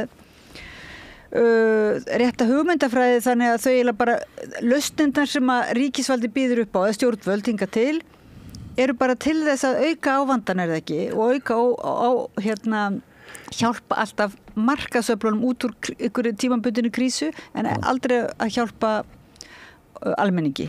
Sko sem fyrir markaðsmaður þá finnst mér þetta svo mikil vitleysa. Svo hvort svo horfur á þetta frá hægri eða vinstri, það skiptir ekki máli. Svo mikil vitleysa og þú spurðir akkurat á hann að einhver er að fá ókveðin gróð og hann á þá að byggja meira en hugsaum öll þessi litlu leigufélög og ég veit dæmi bara eitt sem var að vinna með mér, ungu maður og við erum svona rétt undir 30 og var að fara í framhaldsnámi í einhverju svona stafrænni tölvuvinnslu og mjög góður starfsmaður og allt það nema hvað hann var að leigja íbúð upp í Seljakverfi af gamalli konu og hún átti í Seljakverfinu 9 aðrar íbúðir sem hún var að leigja svart og sykurlust hér og þar og hún hefði upprunalega 8-6 sko, en svo var búin að bæta við sig skiljiði og ég til dæmis veitum eina vinkonu mína sem býr í Vallakörunni í Hafnarfirði, 9 hverjum þar í raðhúsunum það er bara 1,5 raðhús að lengja sem einhver gaur á og leigir út svart hann er með sitt leigufélag sko. En þau eru kannski ekki alltaf að leigja út svart en það er fullt af fólki sem er búið að kaupa upp íbúðarnar til þess að græða á þeim og geta keypt fleiri. Það er ekkert að segja að þetta fólk sé að leggja eitthvað verðmæti til samfélagsins, það er að draga verðmæti út úr samfélaginu.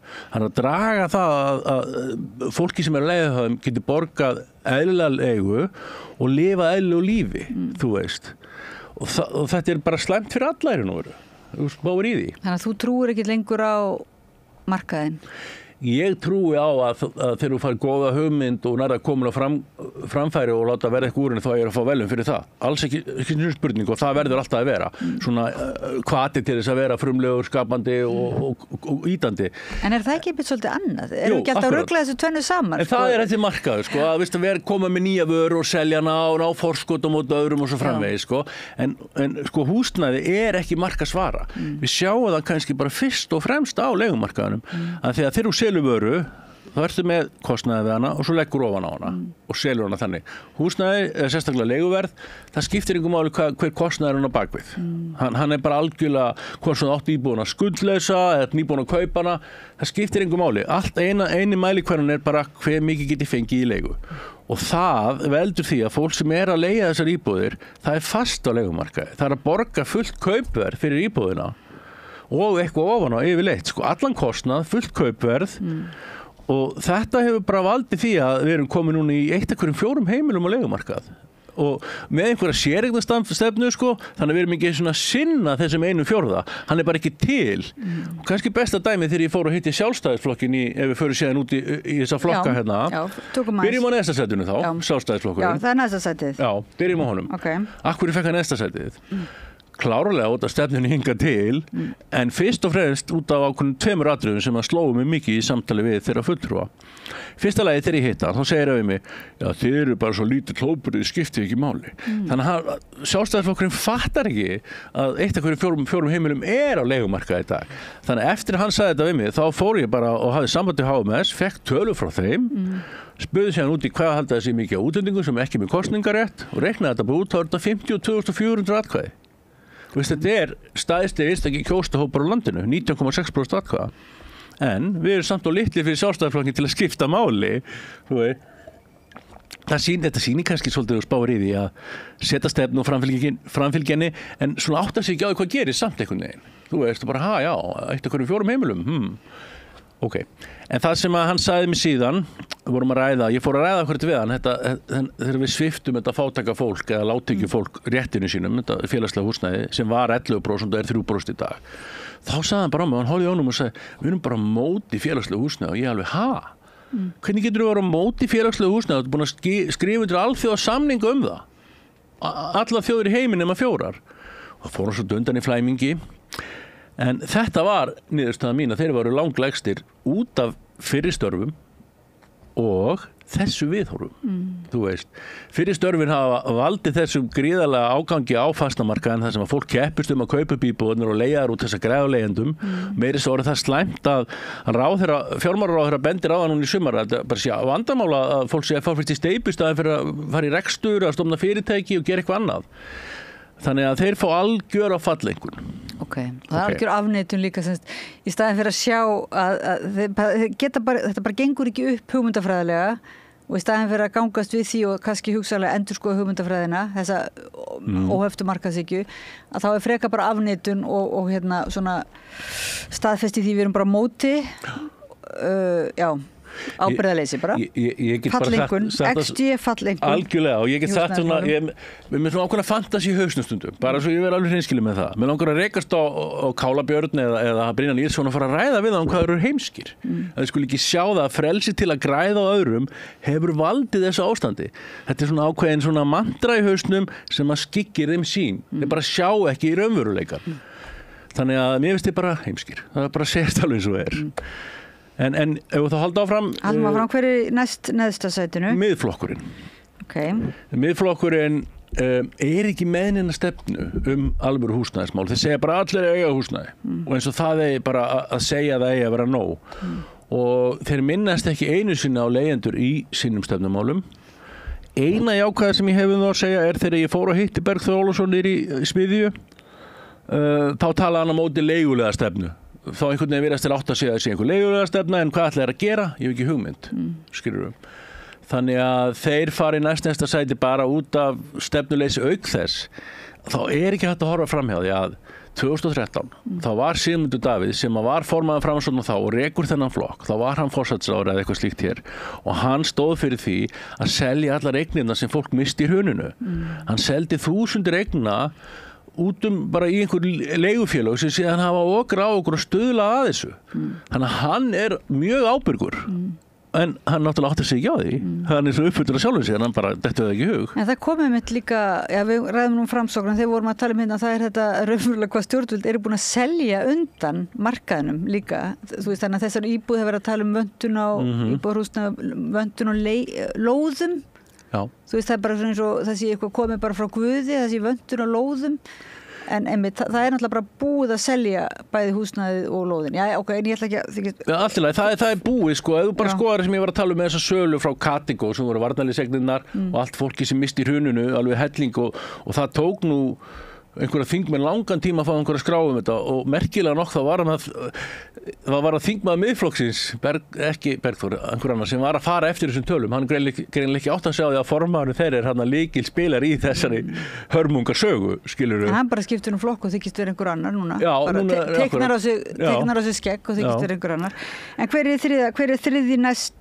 þriðja lægsta sætinu? Það var Framsóknarflokkurinn. Það Framsóknarflokkurinn. Það fyrst og fremst út á fyrir störfum. Algjörlega, þeir hafa farið með húsnæðismál meira að minna bara 30-40 ára eða eitthvað, þú veist, ef þú tekur frá okkur smál hér og þar, sko. Og það sem ég hef út á Framsóknarflokkinn að setja og þekki marga góða Framsóknarmenn og þeir hafa oft tala vel og reyna að líta vel, að vilja vel, en þeir fara alltaf til hægri og þeir bara fylgja Sjálfstæðisflokknum bara eins og þetta bara samvaxið fyrirbæri, skilurðu, þannig að það og þeir eru með svona ákveðnar stefnur og ég talaði nú lengi við Ágúst Bjarna bæði hérna á fundum fyrir þessar útsendingu okkar og í útsendingunni og þetta hörku nagli og vill vel. Já, hann hafði mikla þekkingu og yfirsýn og einhvern veginn virtist bara að finnast leiðilegt að hafa ekki einhvern veginn gengið betur í framkvæmd af því að hugmyndafræðin þessi samvinnu hugsjón, samfélagsleg hugsjón einhverstaðar í Framsóknarflokknum en einmitt virðist nær ekki alveg í gegn í að lögfesta það hjá þeim. Já, það virðist nefnilega að vera og þeir eru svona, og maður finnur það akkurat, þú veit, gott fólk, fullt af öflugu fólki, það er einhvern veginn bara, þýr haldni bara niðri, það maður alltaf að segja það skilur. Það fólk að færi ekki að skína. Spurning hvort að Hallarhund fá að skína ef hún kemst á þing, ég veit það ekki.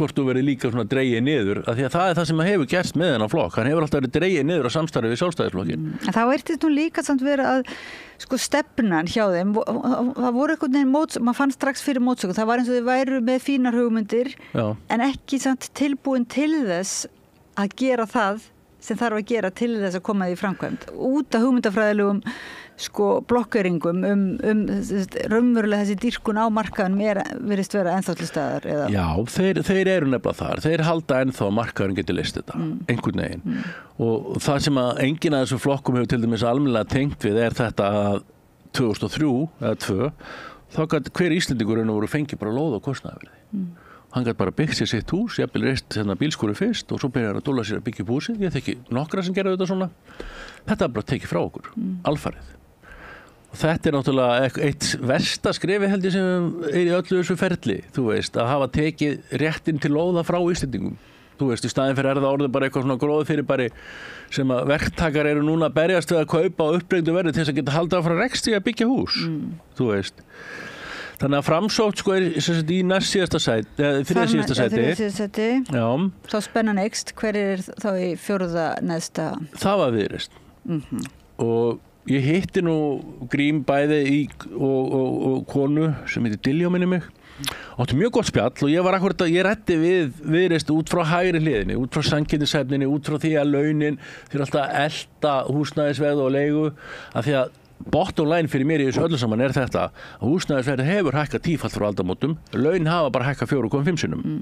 Þetta er bara niðurstaðan og þeirra flokkur er alveg á því eitthvað hafi mistekist þarna, skilur við og þeir eru ofar í Framsóknarflokkurinn fyrst og fremst að því að þeir eru mjög, ég heyrði það alveg á Grím og þú varst hérna með mér að hann fekk alveg á hann hvað er búin að fara illa með fólki sem ætti að hafa rétt á félagslegu húsnæði og hann vildi bæta þar úr og auk þess sem að þeir vilja virkilega regluvæða húsnæðismarkaðinn og ef við berum það saman við Framsókn sem er sætinu fyrir neðan þá segjast þeir að vera búin að regluvæða þennan húsnæðismarkað með húsaleigulögum sem allir voru ósáttu við þú veist, hver er þetta einasti hagaðili sem kom að því hann bara, hvað voru að gera þannig að já, Viðreisn það er sæti ofar þrátt fyrir að þeir munu aldrei sjá held í hættun á því að leyfa fólki að græða alveg óhindra á öðrum ég vil ekkert leigu þakka eitthvað svoleiðis en ég svona hef vonum að þeir séu það skynsamir að setja sína þeim fram á skaðsemina sendum tíma ef þeir skyldu komast í stjórn ég mun allavega að reyna það Viðræðahæfir en þá er það næsta sæti fikrum okkur aðeins ofar við vorum konið í 5. það var Vinstri græn já, Vinstri græn ég hitti Rósu og hann Finn það var mjög góð fundur en það sem kannski var fyrst og fremst eftir að þau voru ekki alveg að kveikja á því sem við vorum að segja við þau heldur frekar að reyna að sína okkur fram á það sem þau eru að segja og hafa verið að leggja til og þessi grænbók vel á fyrir að sé lausnin sem ég er ekki sammála að sé lausnin skilurðu þau til dæmis vilja festa hér setja leigubremsu inn sem að við erum alfarið á móti að því að leigubremsa í ástandi þar sem leiga er allt og dýr er ekki í lagi, þá ertu bara að lögfesta allt og hátt verð á húsnæði það sem við erum bara farið fram á og enginn þessi flokkur sem er menn þá nefnt en þetta sagðist Ágúst Bjarni hérna hjá okkur vilja skoða þetta er að kostnað að tengja leigu það sé ekki eina varan á íslensku markaði sem ber engan tengingu í kostnað og vafgefið frekar einhverja leigubremsu og hlustu ekki á okkur þannig að þeir fá bara 5. sæti, gjöru svo vel ok, 5. að neðan sem sagt, já Nei, 5. sæti allt í allt Já, 5. sæti allt í allt Já, við erum komið þangað nú getum við bara að fara í 4. sætið Já, ok Það voru Píratar Píratar eru með mjög sambærilega húsnæðisstefnu og Samfylkingin hafa verið tekið upp hluta þar á en það er líka við náðum þegar við fórum að hittum samfélkinguna í miðan ágúst, þá náðum við að koma málfröðin okkar á framfæri. Þeir hlustuðu á okkur. Og eins og þetta með eininguhúsin, hvernig það kom nákvæmlega til. Ég get sagt þér það, því ég man það svo skýrt, sko. Þá það þannig að Jóhann Páll að segja, sko, það tekur 2, 3, 4 ár að skipuleika götur og þetta tekur allt saman, bla, bla, bla. Þá sagði, heyrðu, stoppum aðeins. Hver ber ábyrgðina? Það ekki Alþingi Íslendinga? Ertu að segja mér að Alþingi Íslendinga get ekki sett lög og brugðist til bráðavanda, flutt inn í eininguhús og reistu upp til að bregðast ástandinu? Ertu að segja mér það? Og þá stoppa hann, þetta örugglega rétt hjá þér. Og út frá því fóru að hugsa þetta og þessi lausn í boði frá þeim út á okkar samtali sem ég mjög ánægður með. Og þeir líka tóku vel undir Airbnb-ið og það fleiri að tala það er ekkert bara okkar, við erum búin að tala það lengi. Og líka tómthúsaskattinn þótt að, já, nú ég eiginlega að tala um Pírata, eða ekki? Já, þú ert að tala um Pírata, já. En þetta Píratarnir tóku einingarhúsin þarna líka inn og við erum mjög ánægðir með það og þeir vilja skoða kostnaðartengingulegu og öðru leyti eru við bara mjög sambærilegi við samfélkinguna. Öll svona stefnan og allt, en það sem samfélkingin hefur kannski framfyrir er þessi vilja að taka bara beint upp okkur svona með. Er samfélkingin í þriðasæti þá? Já, samfélkingin er í þriðasæti. Og afsakið mig, ég er bara að tala og er ekki með þetta fyrir fram á mig. Nei, ég punti þetta hjá mér. Ok, þá erum við með góðan stjórnvanda hér við.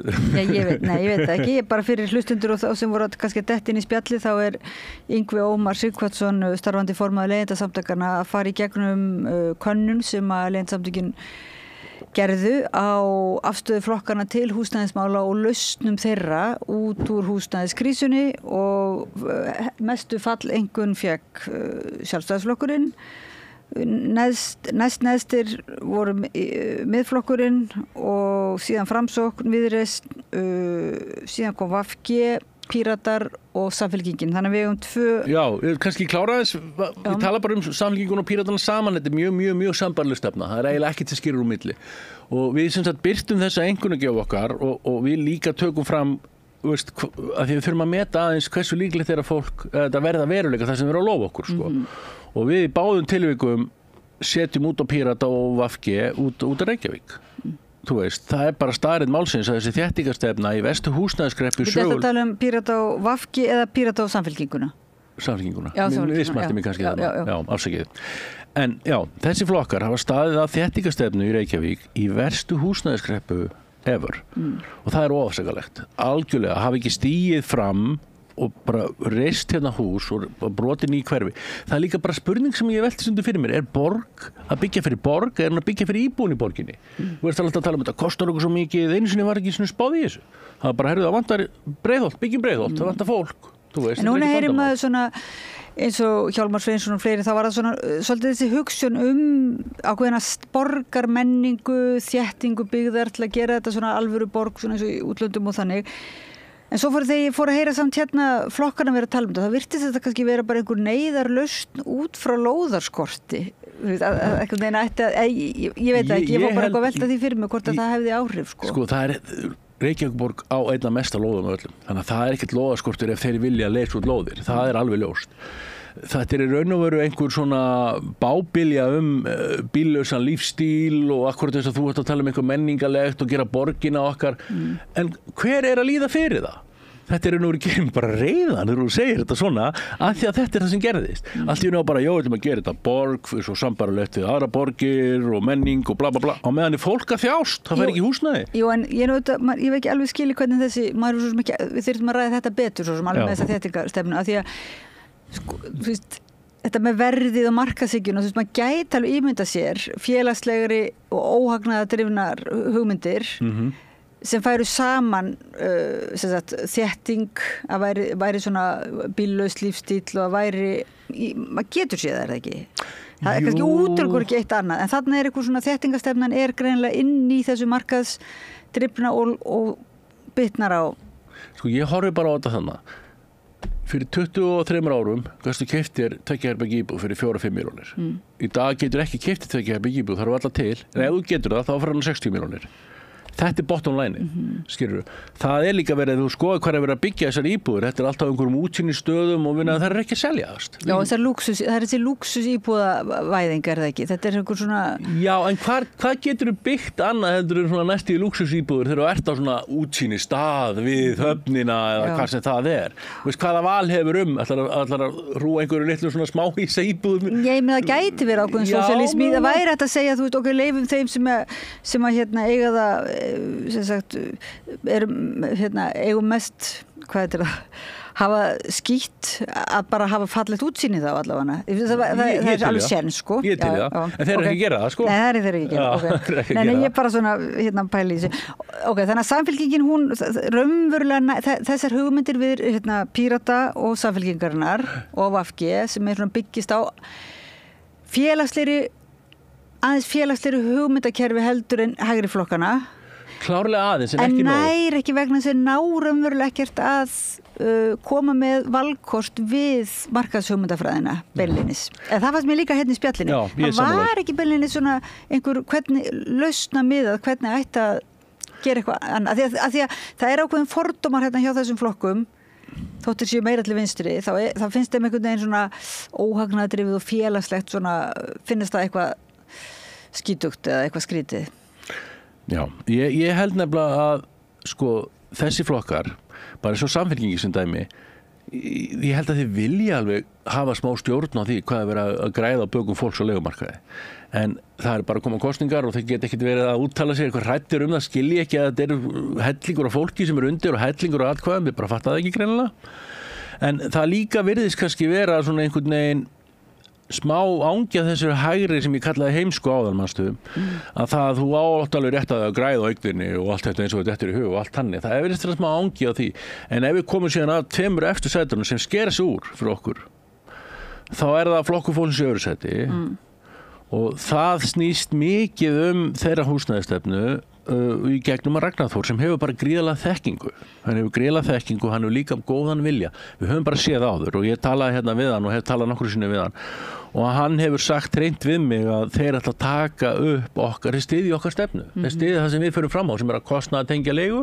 og snúa hérna við húsnæðisbótakerfinu og þannig að þeir fá alveg mjög ákveðið annars sæti að það er ekkert mikið sem skilur þá sósíalistaflokkinn af en það er samt eitt stórt atriði sem gerir það sem flokkur fólksins ætla líka að gera okkur líst vel á er að breyta lánakerfinu fyrir húsnæði því að þegar ég keypti mínu íbúðum aldamótin með konunni minni þá voru við með svona sem kallaði gömlu húsbréf eða eitthvað svoleiðis þetta var bara fáránlega góð lán svona á þetta að vera skilurðu þetta er svona lán eins og Færeyingar eru að fá þú veist þetta var bara ekkert mál þannig að mér finnst sú nálgun mjög góð þannig að þeir fá alveg örugt annarsæti hjá okkur og töluvert fyrir ofan samfylkinguna því að ég er ekki alveg búin að gagnrýna þá nefnilega ennþá ég ætla að fá að klára það ég er með mjög stóra gagnrýni og ég sendi nú bara Jóhanni Páli bréf erindi í morgun á Facebook og hvart hann áfram til góðra starfa núna en þið verðið einhvern tímann fyrir áttugur á því að það verður að setja verðstýring og leigu af því það er það sem að samfylkingin hefur ekki viljað segja og það er það sem að er nú veru það er svo asnalegt að skúma með að þið tóku slagorð okkur upp líka þú veist, ég fór til þeirra með þetta markmið að sína fram á skaðsemi fjárfesta á markaði skilur og ég talaði með ítreka og síðan talaði þeir á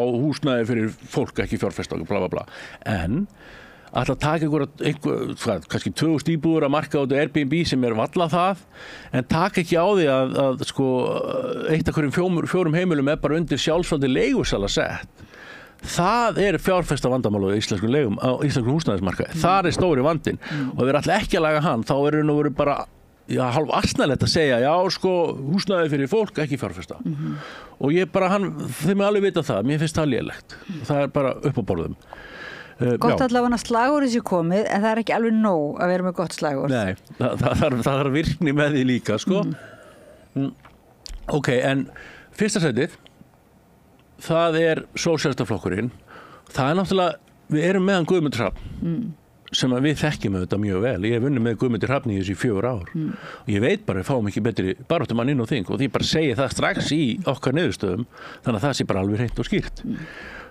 þeirra stefna þeir hafa tekið og vilja taka upp einhverju tengingu við kostnað þeir vilja endurskoða húsnæðisbótakerfi þannig að þeir taka upp það sem við erum að leggja til og vilja það og sanna og þau hafa talað mikið uppbyggingu félagslegum forsendum sem er það sem vantar fyrir fólk sko Ég oft hugsaði þannig, akkur þarf húsnæði að vera þessi rosalega byrði á fólk á Íslandi?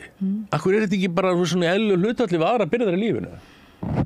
Þetta er eitthvað öfugsnúið og ég hef vonum að Sósíalistaflokkurinn sjái það og breyti og ég ætla að kjósa Sósíalistaflokkinn. Það má bara gert það opinberlega núna. Ég er búin að hættur að pönkast í öllum frambjóðendunum. Þannig að ég get sagt að þeir eru með bestu húsnæðisstefnuna og fyrir leyendur þá kýs maður þann flokk, skilurðu.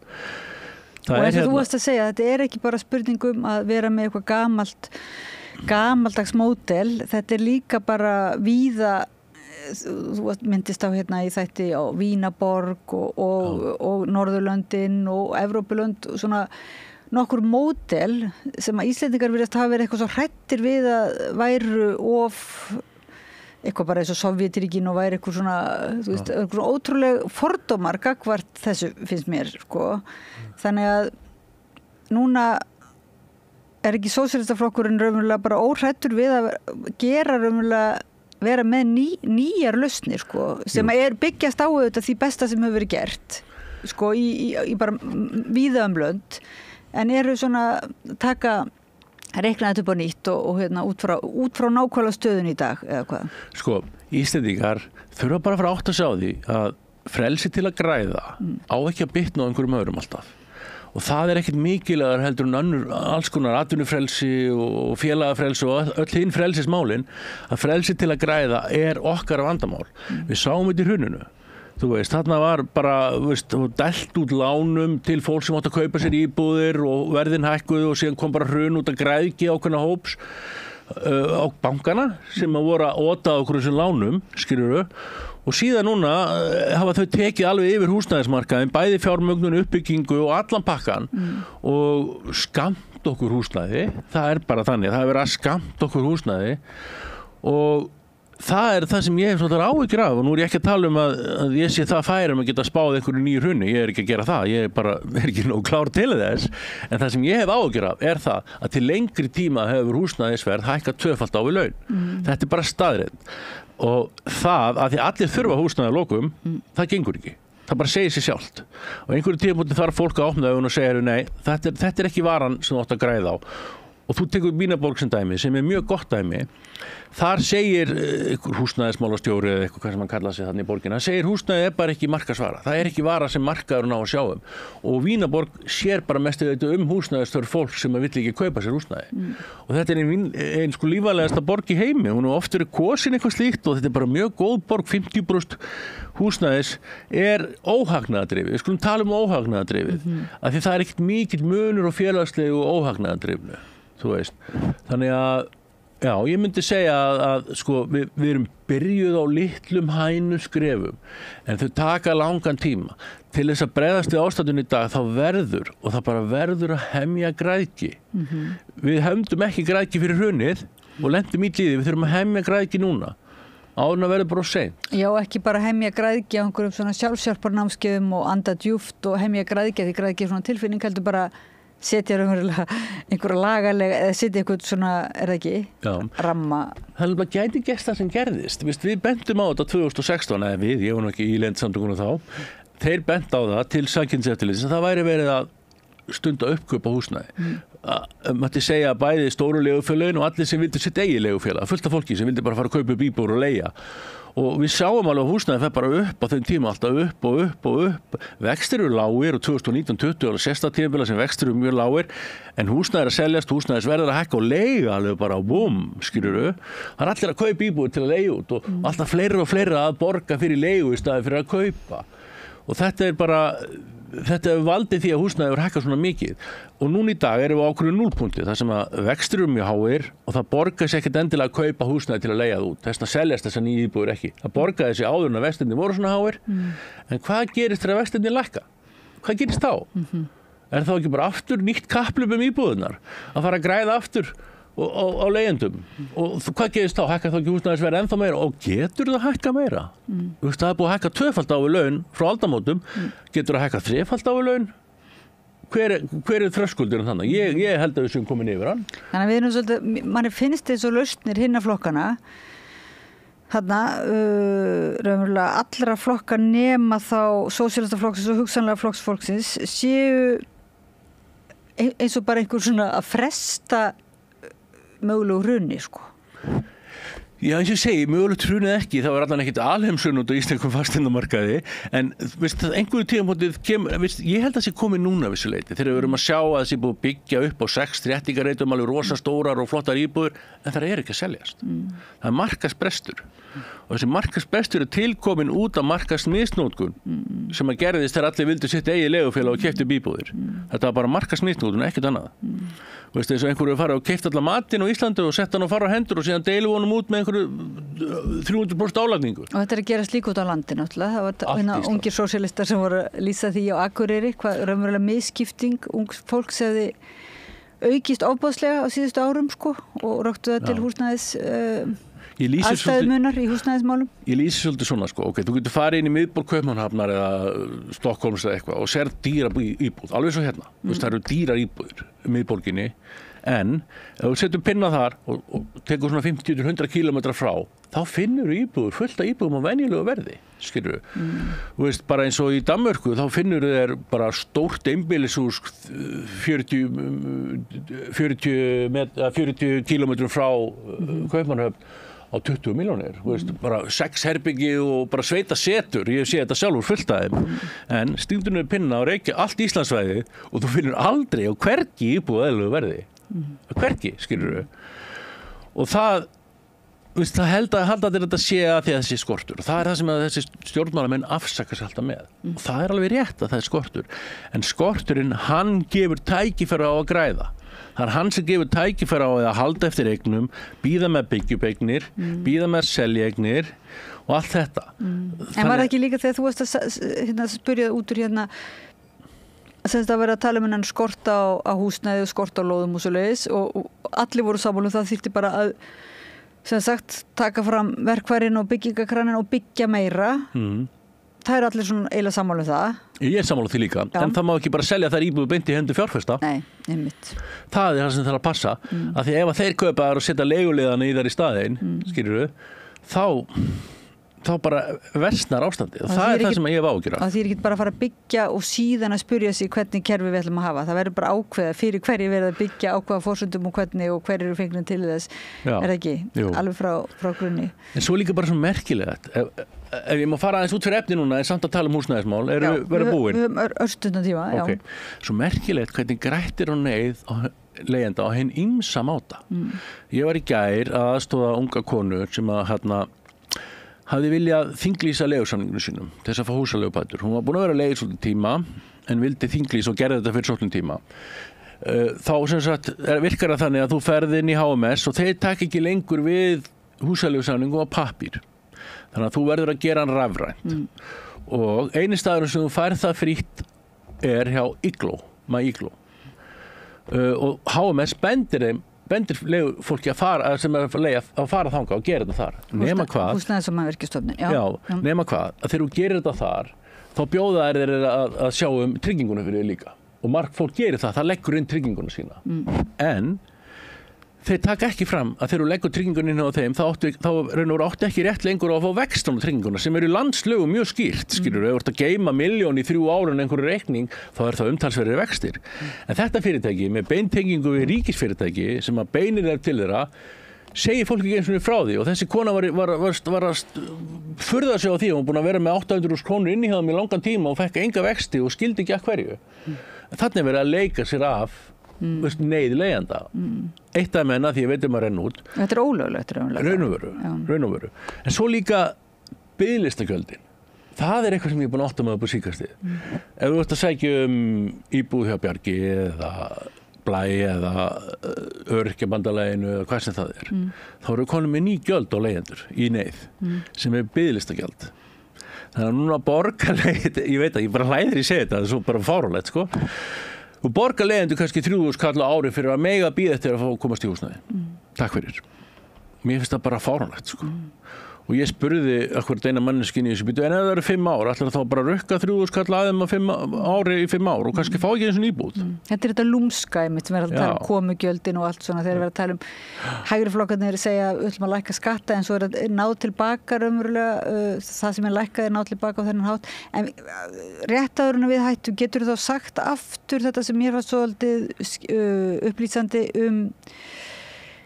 leigubæturnar eða húsnæðisbæturnar að segja sagt að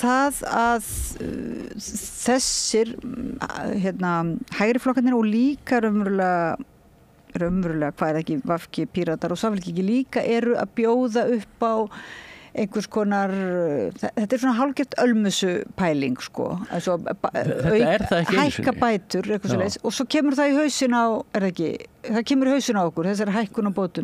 Þetta bara, veist, ákveðin vitleysingangur, þú ert ekki að skilja samingi hlutanum þegar þú leggur svona til, af því að sko, við sáum þetta bara þegar bæturnar hækkuðu núna í samningunum og við rifumst leiðandsamningi mikið við verkalýðshreyfingun út af þessu og vorum mjög ósátt við þessa samninga af því að það eina sem gert fyrir leiðandu var að hækka leigubætur og það virkaði fyrir Bjarg og virkaði fyrir félagsbústaða þessa sem voru með leigu sem var kostnaðarstýrð en það sem gerist á markaði var það að leigan hækkaði bara öllu valdi og það sem svo slæmt við svona húsnæðisbótakerfi og eins og ég segi, ég fór út á landsþing, alþjóðaþing leiðandsamtökunni fyrra og fólk bara hló þegar ég sagði hvernig það virkaði af því að, veist, spurði bara, hækkar ekki bara leiðu hækki bætunar, ég sagði bara jú og það er það sem hefur alltaf gerst þannig að ef við skoðum hverjir eru að biðja hækkaðar húsaleigubætur þá er raun og veru bara verkalýðshreyfingin af því hún bara skilur þetta ekki greinilega og forstjóra stóru leigufélagana af því að það er eftirminnileg setning sem ég sagði daginn að þegar það stendur upp forstjóri stórs leigufélags í aðdraganda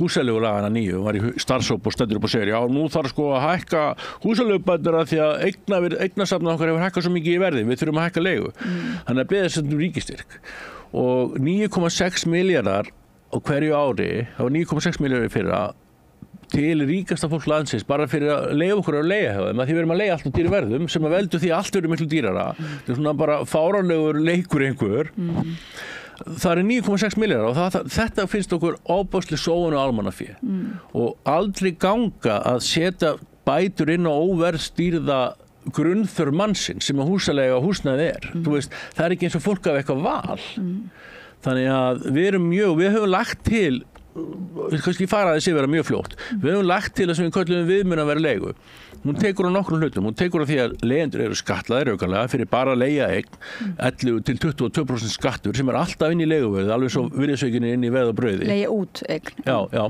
fyrir ekki og við viljum líka kerfið tekur líka á því að í dag þegar segjum svo núna að vextir eftir ár verði vextir komni niður helming og gjöldin og það sem fólk er að borga láninu sínum búið að lækka stórkostlega. Af því það sem hefur gerst núna er að ef þú ert með leigusamning og leigjanda og það hækkuðu vextinir þá fæði með það til leigjanda sem hann borgar það. Hann hækka leigan. Já, mér hækkaði leigan úr 220 í 295 á ári og 2 mánuði út af þessum hækkunum. Ok, síðan lækka vextinir. Leigan lækkar ekki.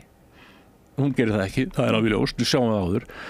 Sem þýðir að það er þessi ríkisstyrkur alltaf að fara inn í þetta fólk, skilur við hönnum kerri með það að snúa í við að bæturnar færi til eigandana ef að lánakostnaðurinn væri á há þannig að enginn á að tapa á því að leigja út íbúð en enginn á að græða óhóflega á því og spara ríkinu kannski það byrja helming eða 60-70% af þessum 9,6 milljörðum á hverju ári og nota því að byggja upp húsnæði í staðinn og setja bara á svona eðlilegan að þetta líka snýst ungt fólk á Íslandi fyrir mér. Ef þú ert ungur og ert að safna þig fyrir íbúð þá ferð að vinna meira. Þú ert að reyna að ná í meiri peninga og leggur allt á þig og það á að vera svolítið þetta sem er endgóli að þú átt að geta skiptir íbúð og leggur þig fram. Nema hvað, ef þú átt rétt á húsaleigubótum þá hverfur sá rétturinn leið og ferð að safna.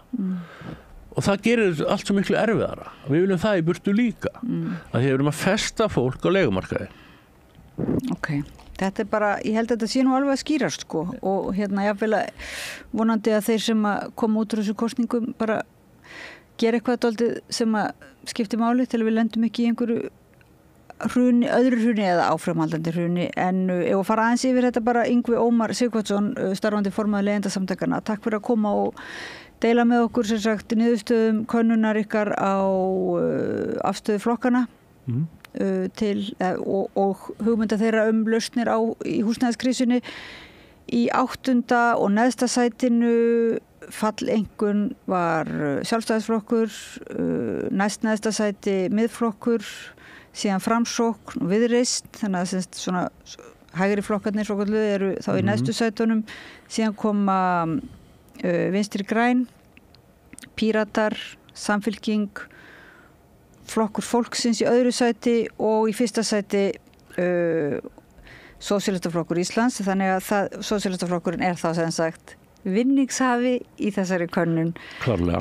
Og kæra þakkir fyrir að koma og hlustendum og áhorfendum þakka kærlega fyrir að fara í gegnum húsnæðis umræðuna með okkur og við bendum á önnur spjöll sem við höfum átt einmitt við.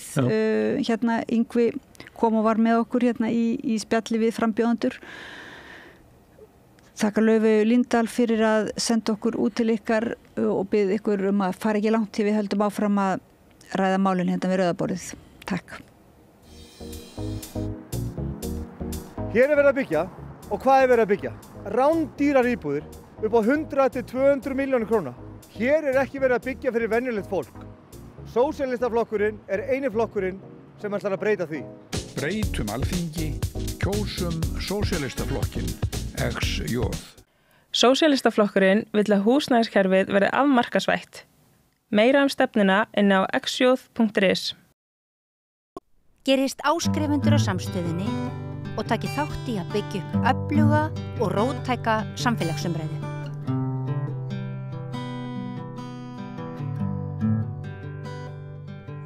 Komið sæl og verið velkomin að rauðaborðinu aftur. Ég heiti Oddný Eir og til mín komin góður gestur á línuna. Það ungur sósíalisti fyrir austan. Það Saga Unnsteinsdóttir, listahöfundur sem skipar 3. sætið á lista sósíalista í Norðausturkjördæmi. Heyrðu í mér? Já, ég heyri ennþá í þér.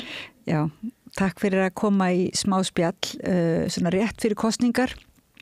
Ég vona að verði ekki verði ekki frestað fyrir austan kosningunum. En hvernig þú svona hvernig þér búin að líða í þessari kosningabaráttu? Þetta ekki fyrsta skipti sem þú stendur í kosningabaráttu? Jú, þetta það og þetta svolítið svona einsdæmi, þannig ég ekki að líka þessu við mikið og ég hef verið í flokknum svona síðan 2019 eða þá svona samkvæmt heimabókar mínum ef ég verið að greiða inn í hann síðan 2019 en ég hef ekki verið stór hluti af ég hef svo sannlega ekki verið í framboði og bjóst ekki við því. Ég var bara, þá hringdi mig og ég beðið að vera á lista og svo var það bara númer 3 þannig að ég tók bara þá ábyrgð og ég hafi ekki, ég var bara að reyna að vera eitthvað hjálpleg en kannski það því ég hafi verið svona lengi í flokknum eða eitthvað þannig. En mér finnst það bara að vera mjög mikil skóli og þá kannski mitt sem svona eitthvað sem ný í þessu og þá þetta bara mæli ég með þessu ef það annað ungt fólk sem hefur áhuga á pólitík bara til að fara í svona svolítið hraðnám í bara alls konar hlutum bara þá, já, finnst það vera mjög gefandi og líka frábært bara að kynna betur félagunum mínum í flokknum og svoleiðis. Já, þú skrifaði nú hérna grein í blöðunum daginn frið og svona eiginlega hvatningu til fólks og flokka að taka afdráttarlausa afstöðu með Palestínu og fordæma þjóðarmorð. Friðar umræðan búin að vera svona þitt aðal kosningamál eða hvaða kosninga svona slægi hefur þú tekið? Já, eða þegar ég var svona spurð út í þetta svona þegar voru að spyrja út í hvort ég myndi skrifa grein sem að ég gerði bara því ég svona bara, já, ok, ég skal gera það. Þá held ég að já, svona friðamál og að vera svona heimsvelda sinni eða anti-imperialist eins og heitir á ensku, ég að læra svona íslenskuna yfir öll þessu hugtök, hafi verið mjög mikið það sem að dró mig til vinstri og hafi verið mjög mikið skóli fyrir mig og bara þegar ég að mynda mínar bara pólitísku skoðanir þegar ég var yngri og hefur svona, þá þetta ákvæðið svona eins og ég segi í greininni, þá þetta ákvæðið svona grunnprinsip, það að vera friðarsinnar og tala á móti stríði og fjöldamorði, þjóðamorði þá þetta eitthvað sem að mér líður eins og oft segja umræðinni að þú veist að allt óraunhæft og allt óraunhæft og allt einhvern veginn of flókið fyrir almenning að skilja, en ég skrifaði þetta þessa grein af því að þetta svona eitthvað sem ég held að tali til okkar flestra og ég get svo sannlega ímyndað mér yngri útgáfa mér sem var kannski ekki það mikið inn í pólitík, en þetta eitthvað sem ég verið alltaf verið sama og mér líður eins og öllum sé sama ef þú spyrir fólk að það á móti þjóðmáli, það á móti nýlendustefni, það á móti stríðsrekstri og viðvarandi stríði og skilur að þetta ekki grundvöllur fyrir betri framtíð eða já. Finnst þér fólk vera sammála? Ég kannski segja líka náttúrulega, fyrir ekki. Nei, finnst þér fólk vera sammála þetta svona prinsip þarna fyrir austan svona? Það mér það sem ég ætlaði í næst. Ég held að þetta sé frekar einmitt svona bara, já, að fólk hér og allstaðar bara þetta land og heiminn að ef þú spyrð það þá það á móti stríði og þjóðmorði. Ég ætlaði mitt áðan, ég ætlaði eitthvað að halda áfram að náttúrulega sem manneskja fyrir austan þá eru alls konar hlutir eins og samgöngur og bara hlutir í stefnu flokksins sem að ég 100% sammála og ég líka vinn með því að vera listahöfundur, þá er ég líka að vinna á sjúkrahúsinu og Neskaupstað, þannig að ég er mjög sammála því að það fjársvelt og svoleiðis, en mér finnst Þorsteinn koma rosa sterkur inn á hlutin eins og samgönguna og hann náttúrulega alveg frábær með bara sína málaflokka og veit svo mikið, þannig að ég held að með þessa já, nú er ég kannski búin að missa þráðin, en þegar ég kem hérna frá, ég flutti frekar nýlega á Stöðvarfjörð frá Eskifirði þar sem ég bjó fyrir það og það sem ég sá strax kom auga á var Palestínufáninn í gluggunum. Ég held að þó þetta sé kannski ekki til umræðu að mér líður kannski eins og í miðlum þá sé fólki raðað upp eins og einhvern veginn venjulegt fólk eða bara sé alveg sama eða hugsi ekki þetta eða þori ekki að taka afstöðu, en ég held að þetta sé eitthvað sem að fólk að hugsa og ég hef verið mjög það gengir vel hjá mér að gefa sést ekki alveg Palestínunælurnar okkar, að ég hef gefið mest af þeim þegar ég hef verið úti að reyna að tala við fólk og viðbörum þannig að Nú sagðu þeir á flokksfélagar þínar eða á sama lista á Akureyri Ari og Elvar, þeir voru að tala þeim þætti eiginlega bara í umræðinu núna þegar þeir voru að tala við fólk fyrir kosningarnar þá finnst fólki eiginlega bara sósíalismi mitt vera frekar eðlilegur þegar út í umræðuna væri komið þegar fólk væri búið að komast yfir það eitthvað pæli í orðinu sósíalismi og svona, þá væri þetta bara einhvern veginn svona þættu fólki að bara svona skynsamlegasti kosturinn eiginlega. Verður þú vörfið svona frekar eins og jákvæðni meðbyr með sósíalisma í umræðu þinni núna? Já, ég myndi segja það. Ég held að það að vera á vinstrinu og þá kannski líka því kemur myndlistinu þá getur maður svolítið ekki einangra sig en maður getur fengið einhvern veginn ranga ímynda því að bara einhvern veginn fólk eins og ég í listinni hafi þessa pólitík eða að maður, ef eitthvað þá þarf maður að ímynda sér að fólk sé ekki eins mikið á blað sem maður og maður heldur að það verði meira mótlæti eða það, en ég held að fólk taki vel í þetta og ég held að fólk líka bara tilbúið að hlusta og líka bara tilbúið fyrir breytingar og það bregst vel við að heyra í okkur bara, eða í minni reynslu með félögum mínum þá finnst mér það bara að fólk að umræðan kannski í svona meginströmmnum að fær maður svona flatari ímynd af fólki og hvað það tilbúið að heyra. En ekki svona byggðastefnan einmitt hjá sósíalistum og þetta svona bara að koma sterkt fram með þetta með kvótan að afnema hann og raunverulega byggja upp svona miklu markvissari byggðastefnu á forsendum almennings og ekki láta bara einhvern veginn stór fyrirtækin sölsa allt undir sig og varslindir og náttúruauðlindir og bara mannauðin og allt svo leið Er þetta ekki eitthvað sem að fær hljómgrein á Austfjörðum eftir ýmsar hremmingar sem Austfjörðingar hafa lent í eða hvað?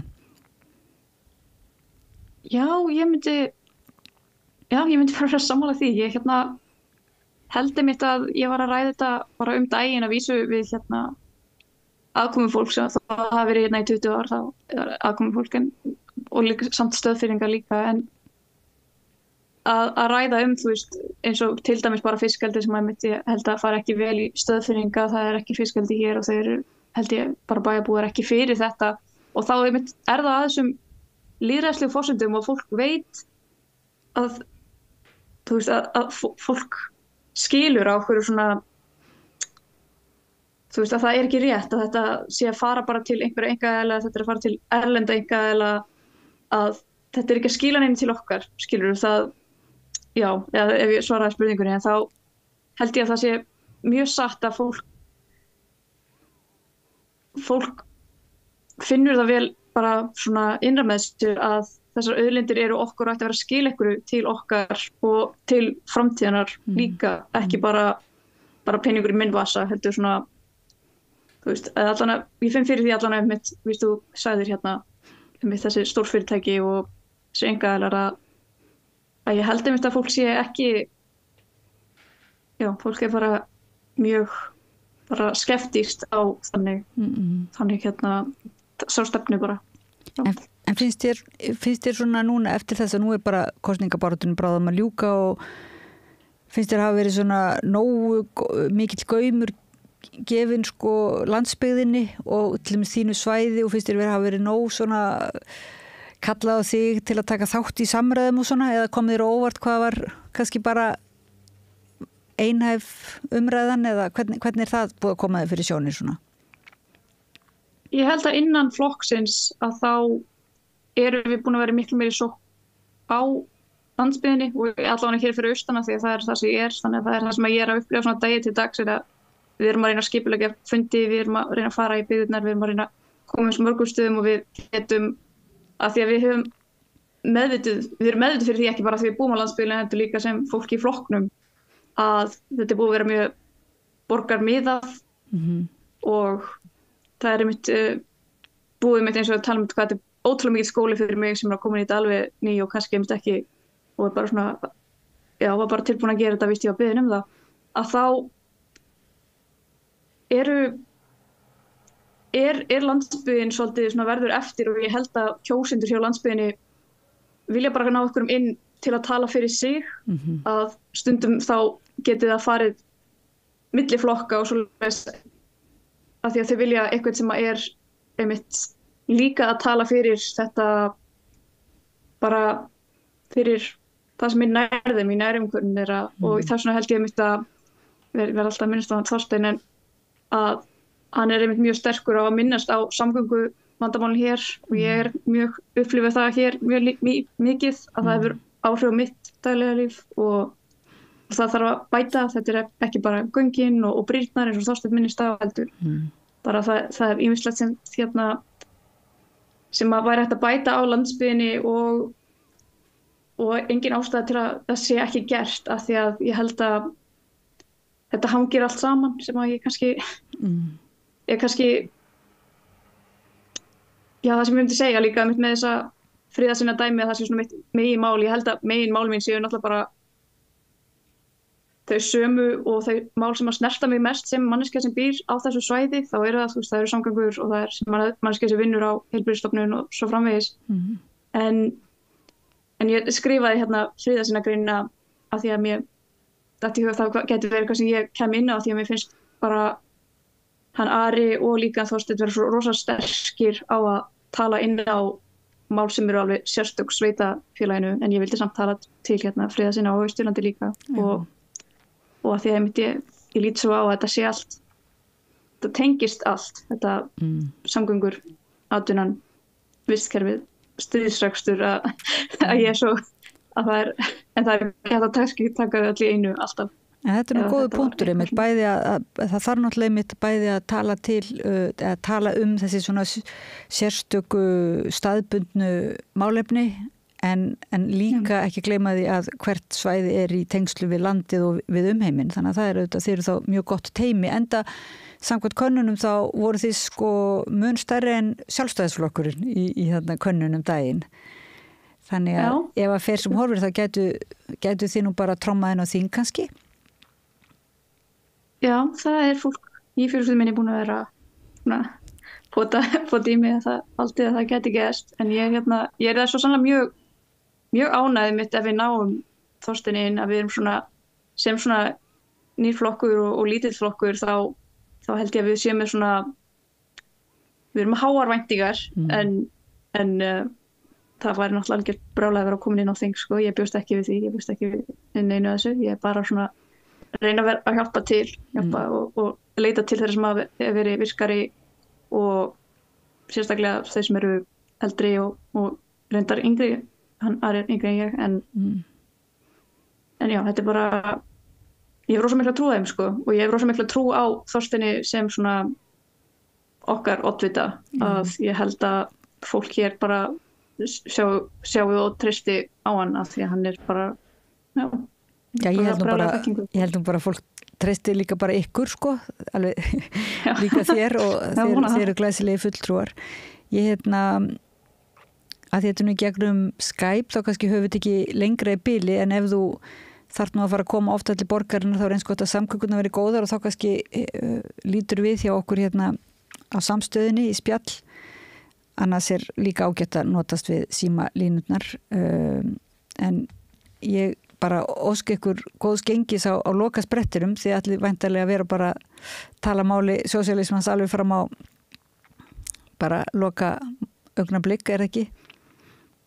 Jú, algjörlega, og ég myndi bara íta á alla bara áhorfendur og hlustendur af yngra fólki að taka þátt í flokkstarfsminni, af því að ég held að þetta sé rosa góður skóli, og ef eitthvað þá hefur þetta bara sýnt mér að ég vilji taka ennþá meiri þátt í áframhaldinu, af því að það bara, hver manneskja hefur upp á svo mikið að bjóða, þegar okkur er gefið tækifæri til að taka þátt, að þá held ég að fólk bara, það rís upp og það tekur ábyrgðina, og okkur svo sannarlega bara, við viljum hafa ykkur, og allir hafa bara ólíka hluti til að gefa, þannig að Takk fyrir. Saga Unnsteinsdóttir, listahöfundur og í þriðasæti á lista sósíalista í norðaustur kjördæmi.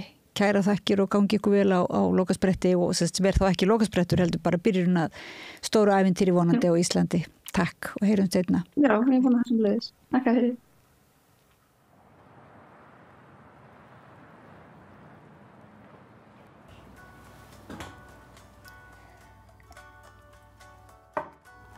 Ég heiti Sanna Magdalena Merstudóttir. Ég ólst upp við fátækt og óréttlæti samfélagsins. Ég vil fara á Alþingi til að vinna gegn óréttlætinu, svo ekkert barn þurfi nokkuð tíman að alast upp við skort. Breytum Alþingi, kjósum Sósíalistaflokkinn, XJ. Ertu á leið heim úr vinnu? Stilltu á FM 89,1.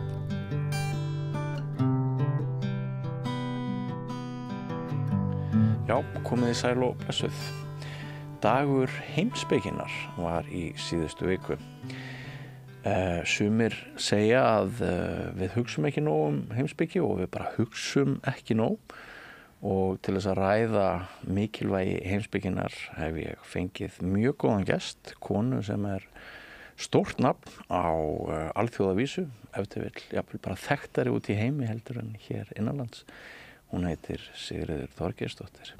Vertu velkomin, Sigríður. Ó, takk. Hvers vegna dagur heimspeki? Það eru örugglega margar ástæður fyrir því, en ég held að heimspeki sé eitthvað sem við gætum öll átt sameiginlegt. Já. Af því að ég held að hún einhver leið til að hugsa og tala saman, sem eitthvað kemur við eitthvað í okkur sem einhver mennska, eitthvað mannlegt. Já. Og ef við náum að tala saman á heimspekilegum nótum, þá erum við að tala saman einhvern veginn eins og manneskja við mannesku. Já. Og sumir eða mörg gera sér þá hugmyndum heimspeki að hún sé bara eitthvað ógulega fræðilegt og háfleygt. En ég held að flest höfum við einhverja heimspekilega æði í okkur og hugsum stóra hluti, líf og dauða á einhvern hátt. Og ég einmitt hef verið að rannsaka undanfarin 10 ár einhverja svona hugsun. Já. Og hún frekar venjuleg. Já. Og hún eitthvað sem kemur djúpt upp úr okkur öllum. Já. Þú nefndir mennskuna. Hún búin að vera svolítið tísku orð þegar við tekið eftir núna í aðdraganda kosningana. Það mjög margir sem að tala að leita rótana, þurfum að fara í mennskuna. Það eins og fólki finnist að svona umhverfið síðustu ár sé kannski búið að vera svolítið kaldranalegt og að vissuleiti einhverju leiti andstæða mennskunar. Við höfum tröllatrú á tæknilausnum, vélvæðingu, nú það gervigreindin. Berst mennskan og heimspekin í bökkum bara nú á tím?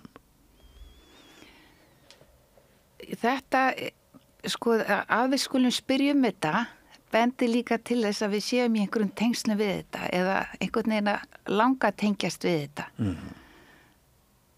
Eins og svo oft frjóa tíma að þá einhverju mótsagnir, einhverja þversagnir. Já. Okkur finnst heimurinn vera einhvern veginn ómennskur. Já. Eða lítt mannlegur. Já. En við þráum eitthvað mannlegt. Já. Og við höfum í þessum nútíma þróuðum samfélögum, þá höfum við þróað mjög marga svona mannlega þætti. Já. Velferðarkerfi, hugmyndir réttlæti, mannréttindi. Já. Leið höfum við verið ofboðslega sko mikil tækni, hyggja, mikil svona ásókn líka í jarðnesgæði og velmegun. Já. Allt skynjanlegt. Já. En það eins og að við höfum kannski líka vanrækt eitthvað eða mist eitthvað annað í leiðinni. Já. Og ég held að það sem við þráum mest af öllu einhver tengsl. Já, einmitt. Að við heyrumst, að við sjáumst, að við heyrum hvort annað og sjáum hvort annað. Já. Og líka bara að nema staðar og skynja hvar við erum. Já. Og finna til sjálfrar okkar og leið einhvern veginn að losnaði okkur sjálf. Að því við lifum á dálítið svona tímum þar sem að einstaklingurinn skiptir miklu máli. Já. Og það gott að blessa. En það óttalega byrða alltaf að vera þetta ég. Já. Að því að við lifum líka í þessu samkeppnissamfélagi. Já. Og það ákveðin þreyta í því. Já. Og kannski þetta ákall eftir meiri mennsku að hún ákall eftir tengslum. Já. Hún ákall líka eftir samskiptum sem þannig að þau ekki bara einhver samanburður eða eitthvað kapp að hafa rétt fyrir sér. Já. Heldur sem heimspekilegt líka að við höfum samskipti þar sem við getum reynt að skilja hvort annað og verða skilin. Já. Af því að það það sem við þráum. Einmitt. Ég tengi við það að í tengslunum finnst mér ég persónulega helst skynja tilgang lífsins.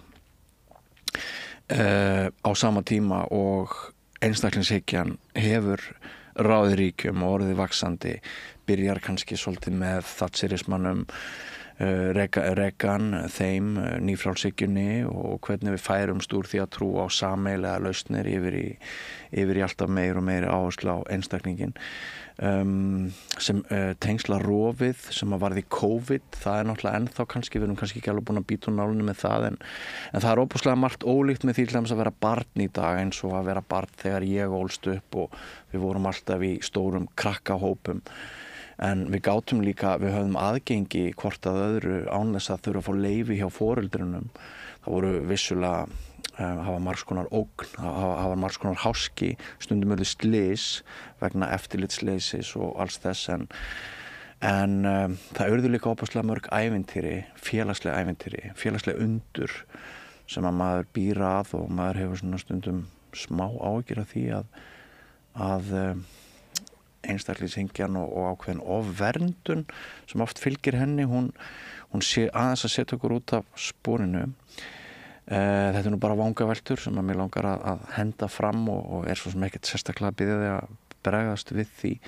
En eitthvað sem að bendir til þess, ef það eitthvað til í því sem ég að segja, að við ætlum núna að leita út úr einstaklingshyggjunni og meira yfir í kollektífa hugsun og kollektífa lausnir. Það eitthvað sem heimspekin að fást við þessa dagana, hvort einstaklingshyggjan á undanhaldi?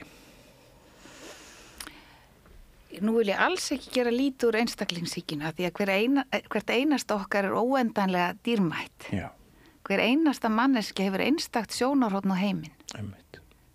Það enginn sem situr á sama stað eða stendur á sama stað með sömu sögu og sömu bakgrunn. Eða sama bakgrunn. Ég held að við séum kannski bara höfum verið með svolítið skerta einstaklingshyggju. Að við höfum í rauninni ekki verið að kannski að taka einstaklingin eins alvarlega og við gætum gert. Þannig að hugtakið sé ekki neikvætt en við getum frekar deilt útfærsluna. Já, að kannski höfum við ekki verið að sjá okkur öll í þeim fjölbreytileika sem við erum. Að því að í þessu samkeppnissamfélagi að þá erum við svo mikið að setja fólk í hólf og box. Já. Og horfa á hvert annað út frá einhverjum ytri stöðlum og skilyrðum. Já, einmitt. Og að því að við byrjum að tala mennskuna. Já. Og sjá kannski ekki mennskuna hvert í öðru. Og þú talaður líka það sem hefur verið að gerast núna bara á þessum tímum með þetta ákall eftir mennsku, að við erum líka að tala tíma það sem að einsemd orðin svona eins og einhvers konar faraldur. Já, hún mesta ógn, segir Evrópusambandið, líðan ungmenna, þetta er stærsta vandamál samtímans, segir Evrópusambandið. Einmannaleiki og vanlíðan ungra Evrópubúa. Já. Það segir mikið. Það segir hann sér mikið. Og við verðum að taka það alvarlega. Það ekki? Jú. Og ég held að þetta sé allt ákall að einhvern veginn að huga að því hvar við stöndum. Já. Að því við erum búin að vera, eins og þú segir, búin að lifa öld, 20. öldin sem er búin að vera rosalega öld og ofboðslegar tækniframfarir og ofboðslega hröðun. Við erum komin langt fram úr okkur á þann hátt. Já, og svo koma samfélagsmiðlarnir ofan á það. Já, mikið rætt það núna líka, bara að fara jafnvel að banna samfélagsmiðla fyrir börn undir 16 ára aldri. Í Ástralíu þá eru þau bara að reyna það. Já. Og þetta eru náttúrulega svona nýjar pælingar með þetta og ég held að það sé mjög erfitt að gera eitthvað slíkt að banna þetta, en við þurfum einhvern veginn að verða miklu meðvitaðri. Þetta er svona umræðan þetta, samfélagsmiðlan svolítið orðin eins og umræðan reykingar. Að þetta sé eitthvað sem sé bara verða að vera í hófi. Og þetta sé að taka einhvern veginn ómikinn tíma frá okkur og þetta breytir heilanum á okkur. Já. Og við þurfum að vera varkárari. Já. Auk þess sem samræðan á þessum samfélagsmiðlum, ef maður bara hugsa fullorðið fólk, ekkit endilega kannski oft skemmtileg og mannbætandi. En þú sagðir í pistli sem ég las að heimspekin hún hefur samfélagslegt, menningarlegt, vísindalegt og persónulegt gildi.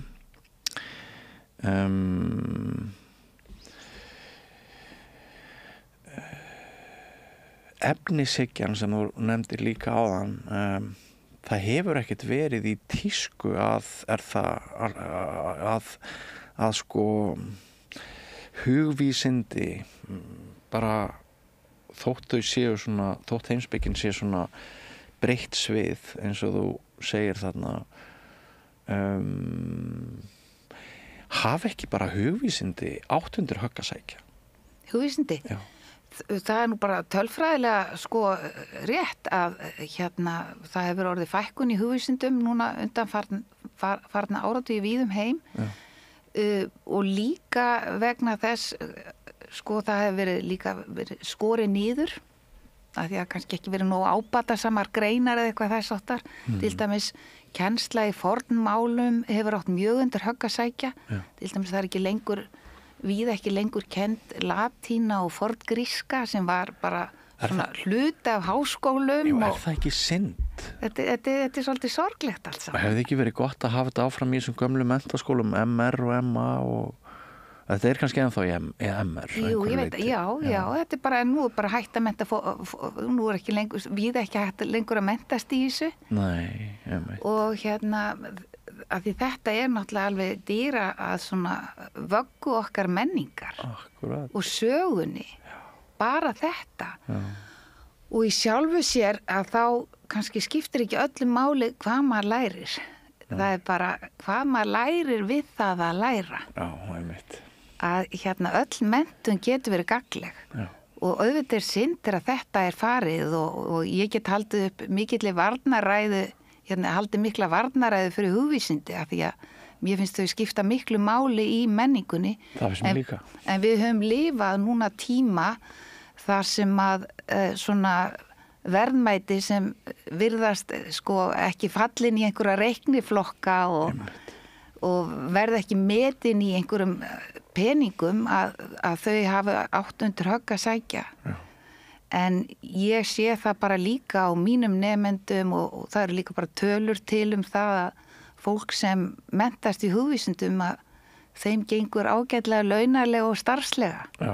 Að því að menntun náttúrulega sama hvaða fag það að hún yfirleitt góð að því hún svona agar hugsunina, auðgar andan og hugvísindi ekki síst. Skapar gagnrýnan huga en líka gefandi, svona býr til tækifæri, til gjafa ekki síður. En við þetta rauða borð hefur oft verið umræðan það alltaf að í grunnskólunum hafi áherslu á dygðir vikið. Það sé lítið rými fyrir það í námskrá grunnskóla að tala dygðir. Eitt af því sem ég hef miklar áhyggjur af að samkvæmt PISA þá mælist samhygð minni hjá íslensku börnum heldur en jafnöldrum þeirra í nágrannalöndunum. Þetta finnst mér mikið áhyggjuefni. Þarna eru börnin að einhvers konar framlenging á foreldrum þeirra. Þau hljóta að bera einhverju leyti merki heimilanna sem þau koma frá og veistu yfir höfuð hvort hún rétt þessi staðhæfing sem oft varpað fram hér meðal annars við þetta rauða borða að það sé ekki lengur nein kennsla eða áhersla á dygðir í grunnskólakerfinu? Og ég held að dygðir lærist með tilfinningalæsi. Okay. Og ef við ætlum að tala dygðir þá verðum við að byrja miklu fyrr að tala hvernig börnum kennt að umgangast eigin tilfinninga. Börn eru tilfinningaverur. Já. Og þau gráta og þau hlæja og við þurfum að hjálpa þeim að tjá tilfinningar. Og ég held að okkar kynslóð, hún hafi farið svolítið varhluta af því. Já. Og við erum búin að læra mjög mikið á undanförnum áratugum svona læsi. Að því leið þú lærir að tengja við eigin tilfinningar, að setja kannski nafn á einhverja tilfinningu eða kennt sem þú ert með, þá ert að læra að lesa tilfinningar.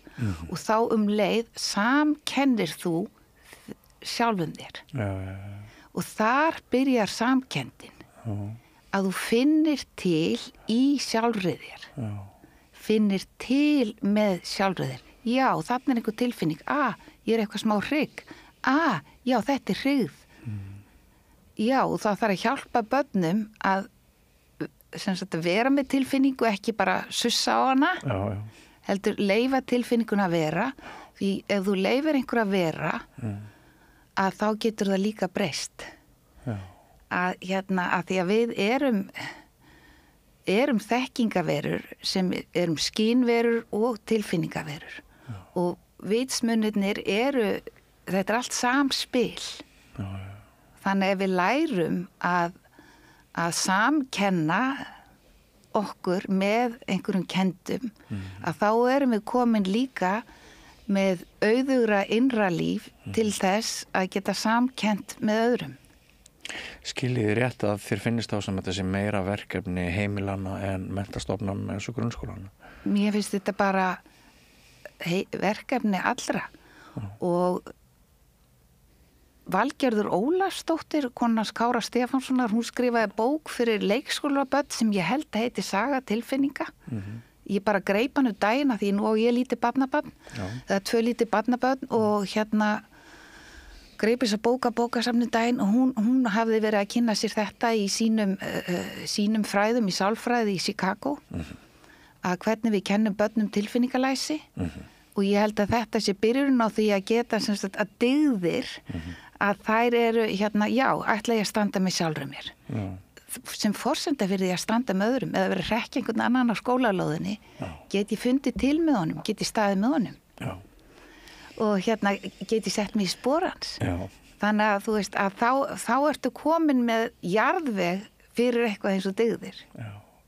Talandi konu sem stendur með sjálfri sér, þú hlýtur nú að hafa þurft að brjóta ansi marga brimskafla með því að í rauninni ryðja braut sem kona og heimspekingur hér á landi og ég sagði áðan í kynningunni að þú væri sumpart þekktari af störfum þínum utan landsteininu hér vegna náttúrulega feminískrar nálgunar þinnar vegna þess sennilega að það þótti nú ekki sjálfsagt fyrir fyrir nokkrum áratugum að kona myndi taka doktorsgráðu í heimspeki og konur myndu ryðja sér til rúms og skrifa konur og nálgast allt með öðru sjónarhorni til Aristótelesar og annað sem ég hef lesið þig.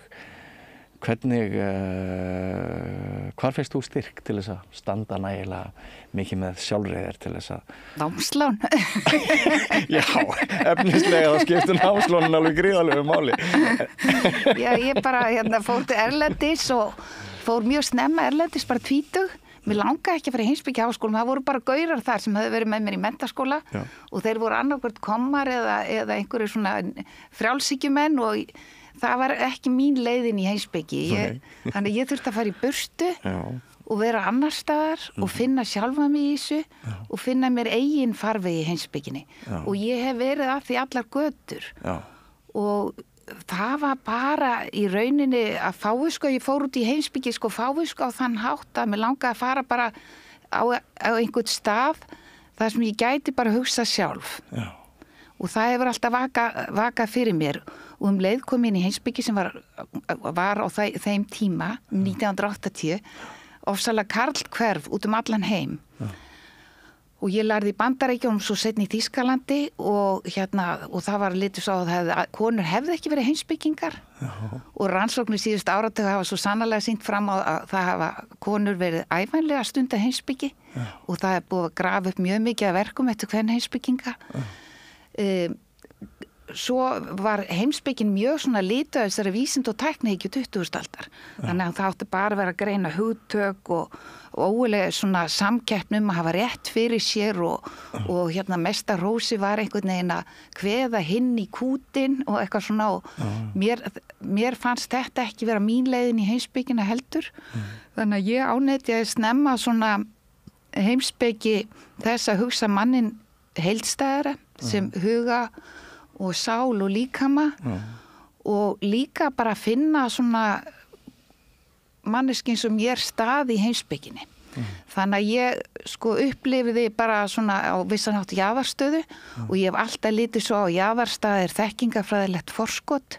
Þannig að mér hefur alltaf fundist það bara frábært að fá að vera bara, þú veist, svolítið öðrísi og það var svo sannarlega og svo ég tók doktorspróf í Þýskalandi og svo kendi ég í 5 ár og það var milli 93 eða 92 og 97 þá kendi ég við háskólinni í Rostock sem var sem sagt í gamla Austur-Þýskalandi. Ég var að kenna nemendum sem hefðu alist upp í sósíalismanum og það var svona sérstök reynsla að vera þarna eftir hrun múrsins og eftir það kom ég til Íslands og kendi hérna og ég fyrsta konan sem fær stöðu hérna í heimspeki. Já, fyrsta konan. Já, og það var vissanátt einmannlegt að því ég kom með nýjar áherslur. Voru karlarnir að sussa á þig og leiðbeina þér? Þegja. Þegja, það var alveg þannig. Já, þegja.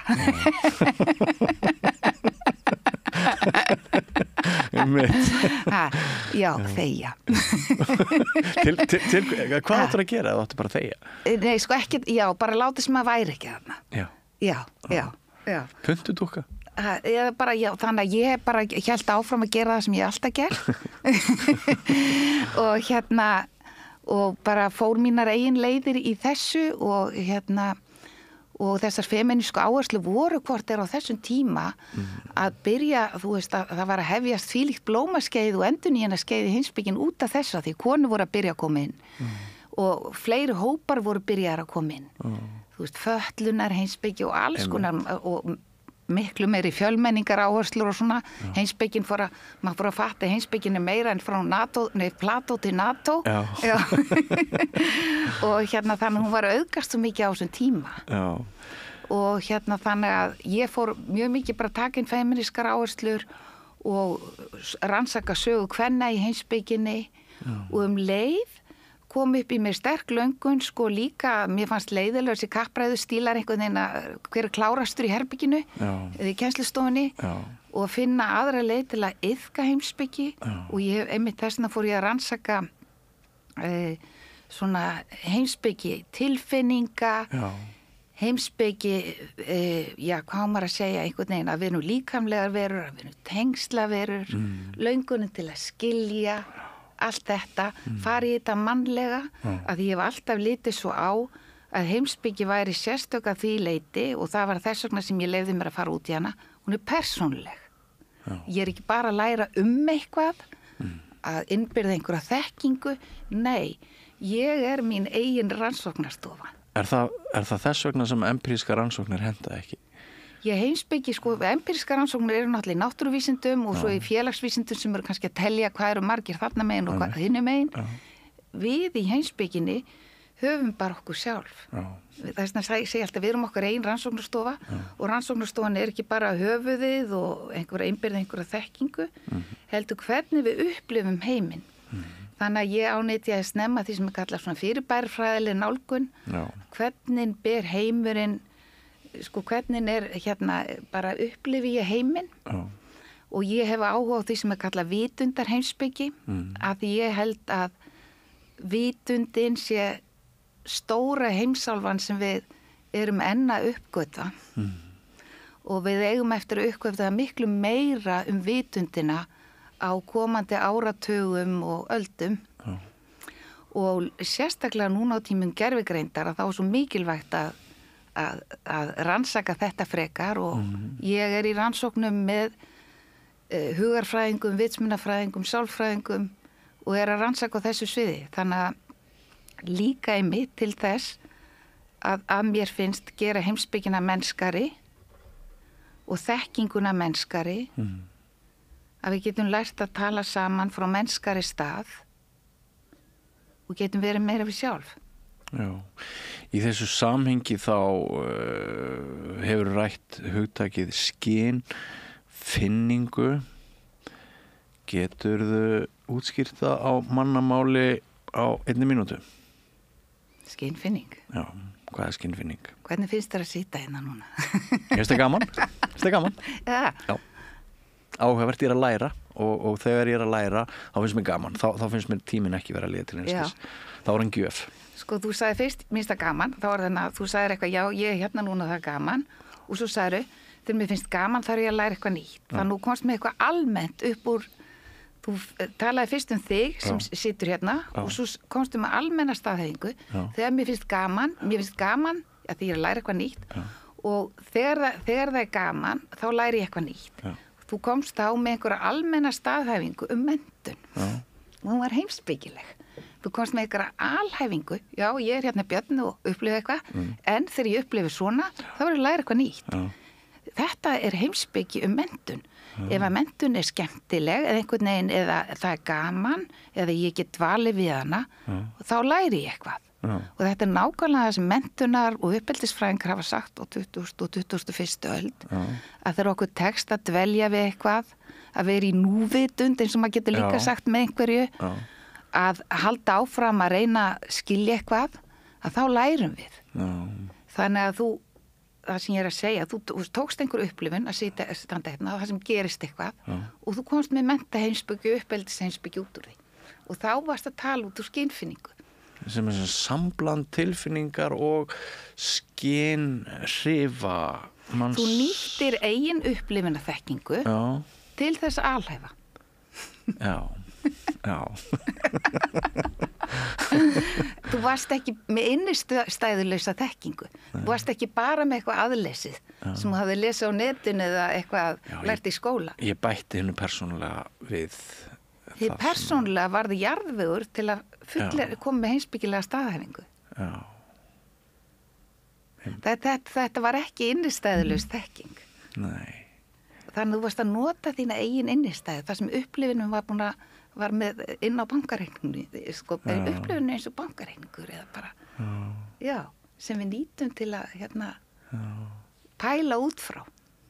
Sko, ég hef heyrt sálfræðinga tala heilan sem vöðva og hugarafl sem vöðvaafl heilans. Höfum við einhvern veginn sko lagt ómikla áherslu á heilan en ekki nógu mikla áherslu á allt hitt í mannskepnunni og mér dettur líka í hug hvort dýrið í okkur höfum við svona svolítið vanrækt dýrið í manninum þegar við höfum verið að reyna að skilja heiminn síðustu áratugi kannski tengt tæknihyggjunni og trúnni á framfarir tengdar velvæðingu, tæknihyggju. Nú er heilin náttúrulega alveg rosalegt undur. Já. En við höfum kannski hugsað hann sem svona einhverja einingu aftengda öllu sem er. Já. Heilin er staðsettur í líkama og heilin er samband og tengsl í líkamanum. Þannig að heilin er miklu meira heldur en þessi einhver vöðvamassi hérna. Er það ekki? Það held ég. Þetta er allt sem er hérna og leið er allt umhverfið inn í okkur. Sko, líkam og umhverfið er eitt. Þetta ljós er að hafa áhrif á okkur. Ég drekk hérna vatn. Þetta er 1000 ára gamalt vatn úr Gvendabrunnunum. Ímyndaðu þér. Allar upplýsingarnar inn í þessu vatn.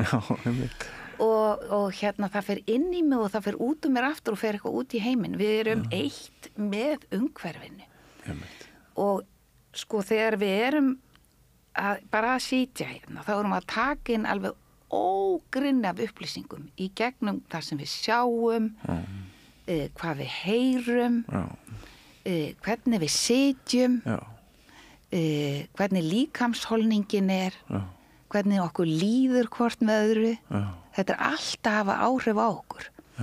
Og rannsóknir sýna að sko minnst af þessum upplýsingum verða meðvitaðar. En það er hægt að gera það meðvitaðri með að rifja upp andartök. Þannig að þekking er orðin svo miklu, hún er svo viðfemt fyrirbæri og leið sýnir það okkur að til dæmis eitthvað eins og ég eða sjálf er frekar síðbúið fyrirbæri. Við sjáum það bara börn þegar þau fæðast. Þau eru ekki orðin eitthvað ég eða sjálf. Þau eru eitt með móðurinni og þau fá ekki einhverja tilfinningu fyrir ég eða sjálfi fyrir en bara tiltölulega seint. Og þannig að sko sjálfið á okkur er miklu meira heldur en þetta ég. Og að því leiti þú talar okkur sem dýr, auðvitað erum við hið mennska dýr. Að því að við erum líkamar, við erum af þessari jörð, við erum tengd alheiminum og alheimurinn er lifandi. Það eru nýja rannsóknir núna svona líffræði alheimsins. Að þetta sem við kallum dautt efni, sko alheimurinn er mjög kvikur, það er rosalegt í gangi þar og þetta hefur áhrif á okkur og við erum hluti af alheiminum. Og vitund okkar hvað er meðvitað og hvað ekki, hvernig við upplifum okkur. Þannig að ég held að þú veist allar þessar rannsóknir eru spennandi. En það er alveg rétt að við erum dýr og þessi vísindabylting, iðnbylting, tæknibylting, allt sem við höfum gengið í gegnum, þetta er stórkostlegt. Hvað maðurinn er klókt dýr Það alveg með ólíkindum. Sem mögulega mun kosta hann sjálfan sig, því það eru tækniframfarir sem eru til dæmis að eyðileggja loftslagið og gætu orðið til þess að við verðum ekki lengur til. Já, við erum svo ástriðufull í þekkingaleitinni. Já. Að við erum jafnvel tilbúin að deyja. Já. Hugsaðu þér. Þetta alveg rosalega verið þessi maður. Já. Ha? En þú myndist aðeins áðan á að þér hefði ekki hugnast innantóm svona rökræðu hefð og það nú oft talað sko morfís brag stjórnmálana hér á landi. Og nú þegar við nálgumst kosningar og margir enn að sko gera upp við sig hvað ég að kjósa, þá svona velti maður því fyrir sér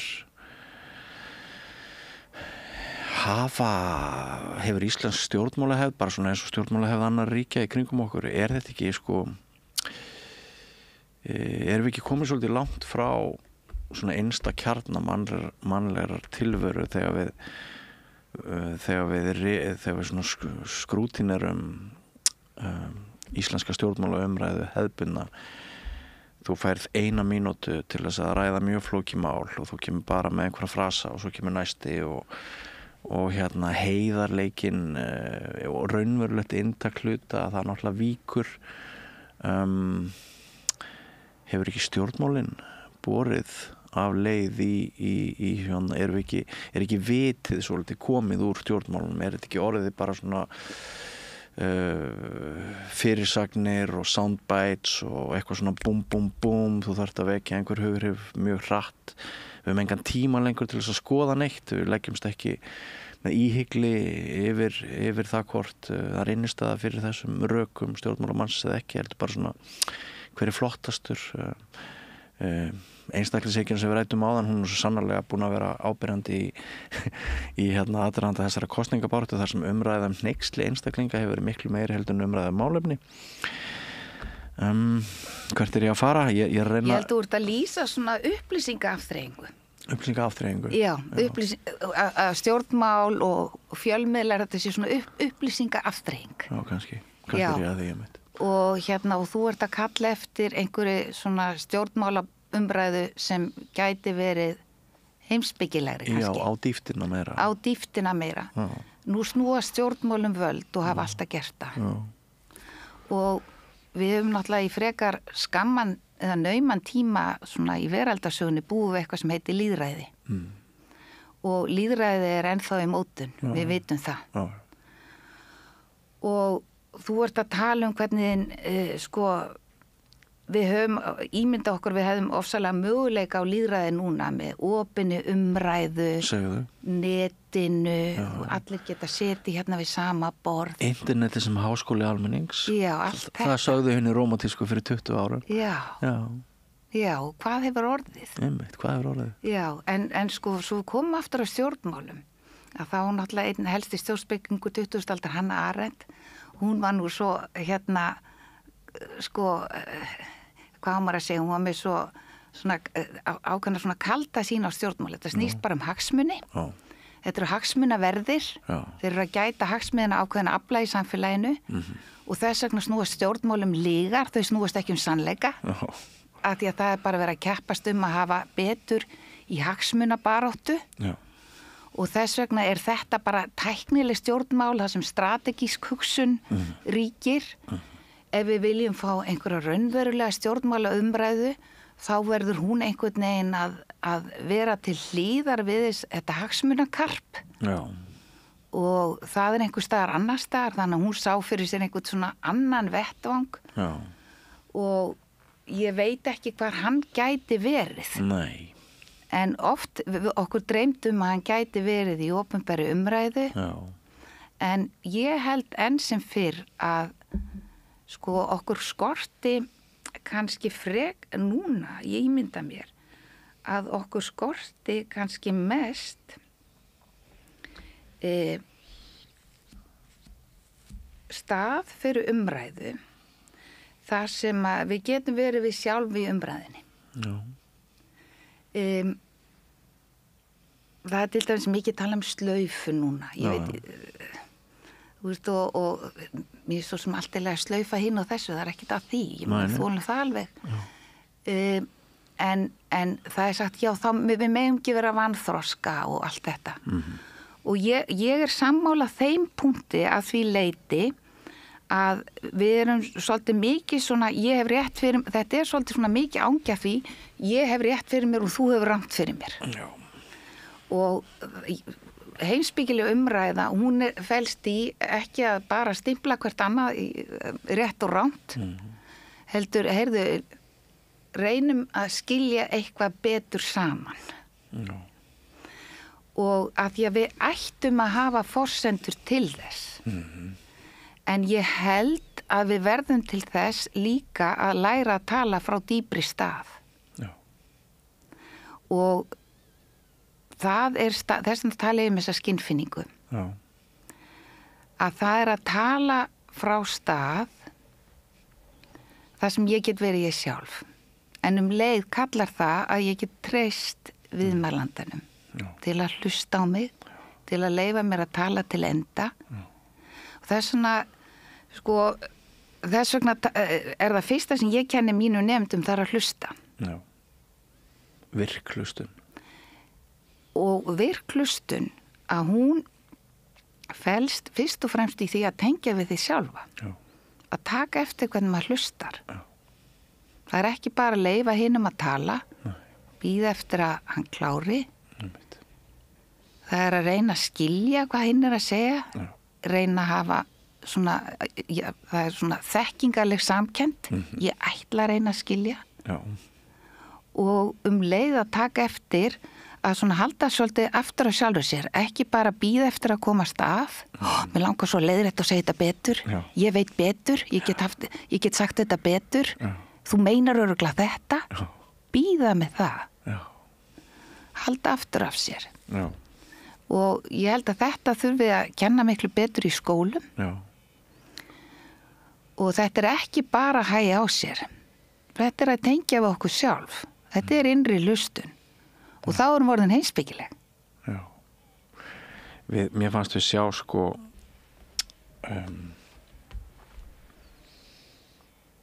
andstæðu mikilvægis þess að sem þú ert að ræða núna í frambjóðandafundi Ríkisútvarpsins daginn þegar allir oddvitarnir voru kallaðir saman og þeir fengu held ekki nema jafnaði 30 sekundur til þess að svara einhverju risa stóru málefni og spyrlarnir voru svo uppteknir að því að tímamæla og gala svo fram í þú ert búið með tíman að það fór fram hjá þeim hvað var sagt og það voru svo aðrir viðmælendur sem gripu upp stóru skúpin sem að fjallu þarna vegna þess að þarna fjallu mjög stóru yfirlýsingar sem voru mjög fréttnæmar.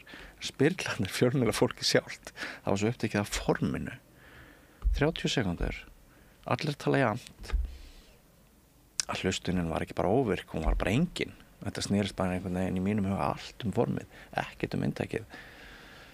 Glataður þáttur, að mínum að því. Já. Kannski hefði maður þurft svona 3 klukkustunda þátt og... Já, sko, hver er óttinn við að fólk fái að klára sína hugsun? Er þetta ekki bara einhver miskilningur? Stöðin svo samstöðin, þar sem að hér eru stundu tekin viðtöl sem eru 3-4 klukkutímar. Það reyndist bara mjög mikil eftirspurnanda úti eftir því að fólk fengi bara að klára sína hugsun og klára sína málskrein. Og mér er svona dettur það í huga þessu samhengi, hvort við höfum ekki bara látið teima okkur út í einhverjar villigötur án þess að það liggi nokkar rannsóknir til grundvallar og kannski er bara athyglisbresturinn og þú veist þetta sem að þessi þegar ég með síma minn sko, jú, ég þarf að taka óbáslega margar hraðar ákvarðanir á hverjum degi af því ég vinn við að viða mér upplýsingum og leggja út frá þeim og reyna að tengja sem fjölmiðlamaður og fá fólk til þess að tala við mig um það sem er að gerast, þannig að ég þarf að hugsa óbúslega hratt þegar að velja ætla ég að íta þetta, ætla ég að skoða þetta ætla ég að skoða þetta þegar ég er að svæpa en á sama tíma þá einmitt vegna þess hvað stór hluti af lífin okkar er hraður og grunnur þá er þörfin fyrir dýftina og samtalið, djúpa samtalið og virku hlustunina, hún verður enn meiri. Já, ég held það. Ég held það alveg rétt þér. Já. Þannig að þetta hefur verið gagnslaust þáttur, ég sá hann ekki. Formið hefur borið hann ofurleiði. Eins og svo margt í seinni tíð. Já. Að það það sem að ég hefur kannski pirrað mig mest í síðustu áratugum. Það áherslun á form í stað áherslu á samhengi og inntak. En minn skóli ég sagði þér fyrir viðtalið að ég náttúrulega búin að vera blaðamaður allt mitt líf í 40 ár. Ég rithöfundur, ég búin að skrifa 8 bækur og ég sem sagt sótti mér menntun á 9 ólíkum fræðisviðum upp úr 20. Þannig að ég kannski einhvers konar viðrinni eða frávik eða frík, ég veit það ekki. Nú innri gagnrýnandinn að tala í þér. Já, og innri gagnrýnandinn var líka að segja við mig sus, farðu nú ekki beina að tala sjálfum þér, haltu að horfum að tala við konuna. Þú var borgað Þegar ég að kenna hlustun, þá einmitt kenni ég nemyndum líka að hlusta á innri gagnrýnandann og þau þurfa ekki á honum að halda. Nei. Hann ekki að hjálpa. Nei. Þú varst að dæma sjálfa þig, en ég meina þú þurftir að fara í 9 greinar. Ég meina ef þú ætlar að vera blaðamaður, þá þarft að kunna skila svo mörgu. Þú þarft að vera sérfræðingur á svo mörgum sviðum. Já. Ég meina þess að þarft að vera í 9 greinum. Ég myndi að hefði haldið það. En heimspekin hefur verið að sigla upp í mínum huga núna seinni ár. Ég á strák sem heimspekingur og við ræðum heimspeki og mér finnst þú svolítið rockstjarna sko í mínum huga þegar ég verið að skoða til dæmis skrifar þú einu sinni grein upp úr þýskum heimspekingi sem að, hvað heitir hann aftur? Mikael Teunissen. Já, Teunissen og hugmyndir hans dauðan og ég skrifaði bók dauðan og ég vitnaði þar til þinnar þýðingar á Teunissen og hefur þú dæmis hitt Teunissen, hann dó fyrir 3-4 árum öxlaus, hittir þú hann einhvern tímann lifandi lífi áður? Sko ég var í námi í Berlín. Já. Og maðurinn minn var í námi á sama tíma. Já. Og hann var nemandi Teunissen. Já, svo leiðis. Þannig að hann var kennari okkar í heimspeki og hann var náttúrulega eitt þekktasti heimspekingur í Þýskalandi af sinni kynslóð. Einmitt. Og hann skrifaði dauðan, þessa grein sem við þýddum, návist dauðans í lífinu. Já. Og þetta er athyglisvert, já. Mjög, hann vil meina það sko að fyrirferð dauðans kunna vera mest þegar við látum eins og hann sé ekki þarna. Og við þurfum í rauninni aktíft að taka hann fyrir sem umfjöllunarefni og veruleika. Til þess að losna, að það auki líkurnar á vandræðinu sem fylgja dauðanum, óttan við dauðan og allt það. Og það kannski fleira með margt. Já, bara með við sýtum þú veist, þá tikkar klukkan. Já. Við færumst nær dauðanum. Já. Og þetta, við lifum í átt að dauðanum. Já. Og hann er þarna alltaf. Já. Og já, hann er að tala líka svona þess sem þú ert að tala dauðafælni í samtímanum, eitthvað sem við viljum ekki hugsa en hann er þarna alltaf einmitt eins og þú segir, mest þegar við kannski látum eins og þessi minnst þarna og ég held þetta eigi við eins og margt það ekki? Að það er kannski, þetta mest þarna þegar við látum eins og þessi minnst þarna. Einmitt. Heimspeki svona þversagnir. Það ekki? Jú, heimspekileg hugsun byrjar alltaf á einhverjum svona þversagnum. Það er athyglisvert. Já, einmitt. En Sigríður, tíminn líður en ég ætla kannski að fá að halda þér svona 5 eða 10 mínútur í viðbót. Stjórnmálin. Hvað ber að varast og hvað ættu að vera að tala núna í aðdraganda þessara kosninga? Hvað skiptir mestu máli út frá þínum heimspekilega sjónarhóli? Nú er ég ekki flokkspólitísk og að því mér finnst það ekki heimspekilegt en það getur vel verið að það sé vitleysa. Ég held sér gaman að vera í flokk og svona og allt það. En mér hefur fundist það bara ekki mín leið. Nei. En ég hugsa kannski ekkert sérstaklega flokkspólitískt þessi mál núna. Það sem mér finnst skipta mig máli núna er tvennt. Að Landsbankinn verði ekki seldur. Að því mér finnst eins og að það bara að redda okkur út úr einhverju svona skortstöðu núna því að líti í ríkiskassanum og þegar ný stjórnvöld komið til valda þá vilja ekki þurfa að fara bara í sparnað heldur geta splæst fé sem fengist fyrir Landsbankann en mér finnst það ekki að slátra mjólkukunni. Ég bara alfarið á móti því. Af því að það er mikill arðurafs og við eigum eitt svona Landsbanka. Já. Og að við vitum líka þessar bankasölur hafa farið til vina og vildarmanna. Já, við vitum það. Og við erum að verða miklum arðið þarna sem þjóð og bara þannig að bara næstu stjórnvöld verða bara vona ég að standa vörð þetta og finna aðra leiðir til að koma peningum í kassan. Í annan stað hef ég bara áhyggjur og auðlindum. Þetta byrjaði með kvótamálinu og þetta heldur áfram með landsölu. Nú hefur til dæmis Ratcliffe eignast upp undir 1,5% af landi á Íslandi með tilheyrandi vatnsréttindum. Auðmenn og fjársterkir aðilar eru að kaupa smávirkjanaréttindi. Ég lít svo á að allt þetta eigi að vera arfur til komandi kynslóða, eigi að vera þjóðareign. Og það geti verið nýtingaréttur af þessu en það má ekki afsala okkur þessu, við eigum að standa vörðum þetta. Ég er líka náttúruverndasinn og hef verið lengi og lít svo á að við séum verðir fyrir land sem sé einstakt. Og þetta er nokkuð skona þjóðgarður fyrir heiminn og við eigum að standa vörðum þetta land. Og við eigum að sjá sóm okkar í því að fara varlega með þessar auðlindir og skila þeim líka sem sterkustum til komandi kynslóða. Við eigum að passa okkur líka bara að fara ekki út í einhverju offramkvæmdir. Þú veist, við þurfum að fá ofbáslegt vinnuafl erlendis frá, það er kannski einhver þensla skeið en svo kemur hjöðnun. Og við þurfum að spyrja miklu stærri spurningum. Ég finnst alltaf gott í þessari baráttu núna að fólk er að segja, ég hef gefna á eignast íbúð, ég hef gefna á eignast börn. Og þetta er að gerast allstaðar í heiminum. Það er sama umræði í Bandaríkjunum, núna þarf Trump var kosin. Og ég held að það hafi, og það er bara ákaflega svona stór pæling, það hefur ekki bara með kapitalisman að gera, að því kapitalismin er ósjálfbær, hann þarf 2,5 jörð til að geta framfleytt sér. Það hefur með því heilaga gral í kapitalismanum að gera sem er peningakerfið. Og peningakerfið er aftengt jörðinni. Það var aftengt jörðinni endanlega þegar gullfóturinn var tekin undan peningunum og síðan þá hefur peningakerfið verið bara eitthvað svona númerakerfi á einhverju netskíi og við erum alltaf að móka þetta kerfi vex og vex og vex. Það vex einhvern veginn með einhverju skuldahagkerfi sem byggist á lánum og skuldum. Það gerir að verkum að vextir, það er veldisvöxtur á vöxtum, þannig að þeir sem lána fé auðgast meira heldur en þeir sem taka fé að láni.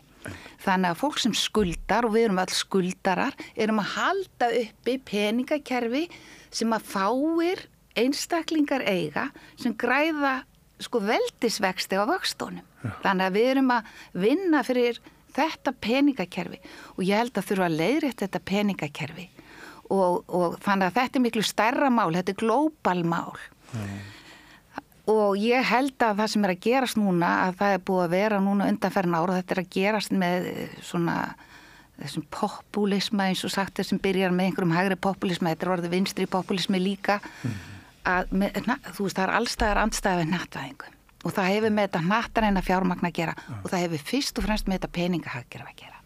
Ég hef ekkert á móti markaðshagkerfi og í rauninni ekki á kapitalisma svo fremi sem við leiðréttum þetta peningahagkerfi. En það er alþjóðlegt vandamál. Þannig að við höfum ekki lengur efna á peningum. Fólk hefur ekki efna á að kaupast íbúðir, ekki efna á að eignast börn. Og svo er fólk að kvart yfir að fæðingatíðinni lækki. Það er kannski ekki bara peningakerfið sem hefur sök á því. Það er svo margt annað sem spilar þar inn í. En þetta eru svona stóru spurningarnar sem að pólitík bara í svona alþjóðlegu samhengi þarf að fást við. Já. Þú nefndir náttúruna áðan og Davíð Oddsson sagði fyrir Kárahnjúkavirkjun náttúran á að vera manninum undirgefin. Náttúran er að svara Davíð núna. Náttúran? Hvernig?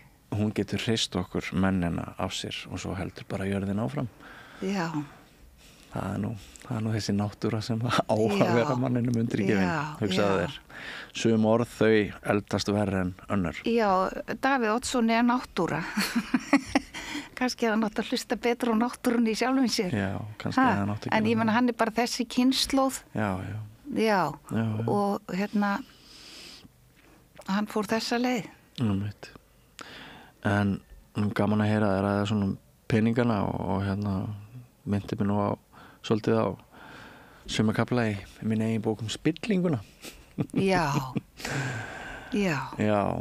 Hvað finnst þér vera kjarnin í spillingu? Íslenska spillingu? Bara almennt. Hvað er spilling? Hvernig er hún? Sko spilling er nefnilega óbúslega margtóna fyrirbrigði og það er svo langt í frá að spilling sé bara þegar aðili í opinberri stöðum misfer með völd fjármuni eða eitthvað svoleiðis.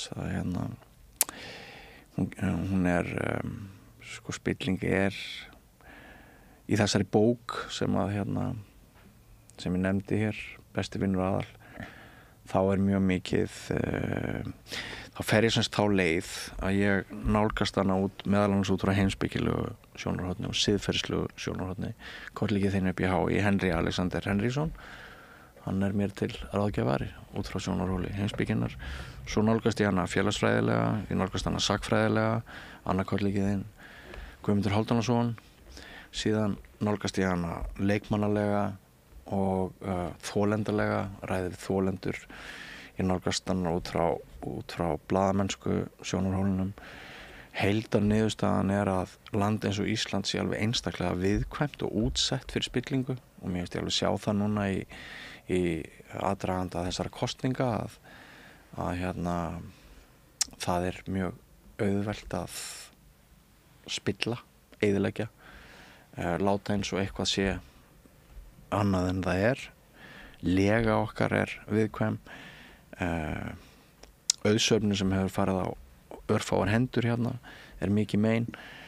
Atvinnurekenda og fjármagns vald stjórnmálamanna verður alltaf meira og meira. Það er alltaf færri og færri þingmenn sem raunverulega eru sjálfstæðir og óháðir.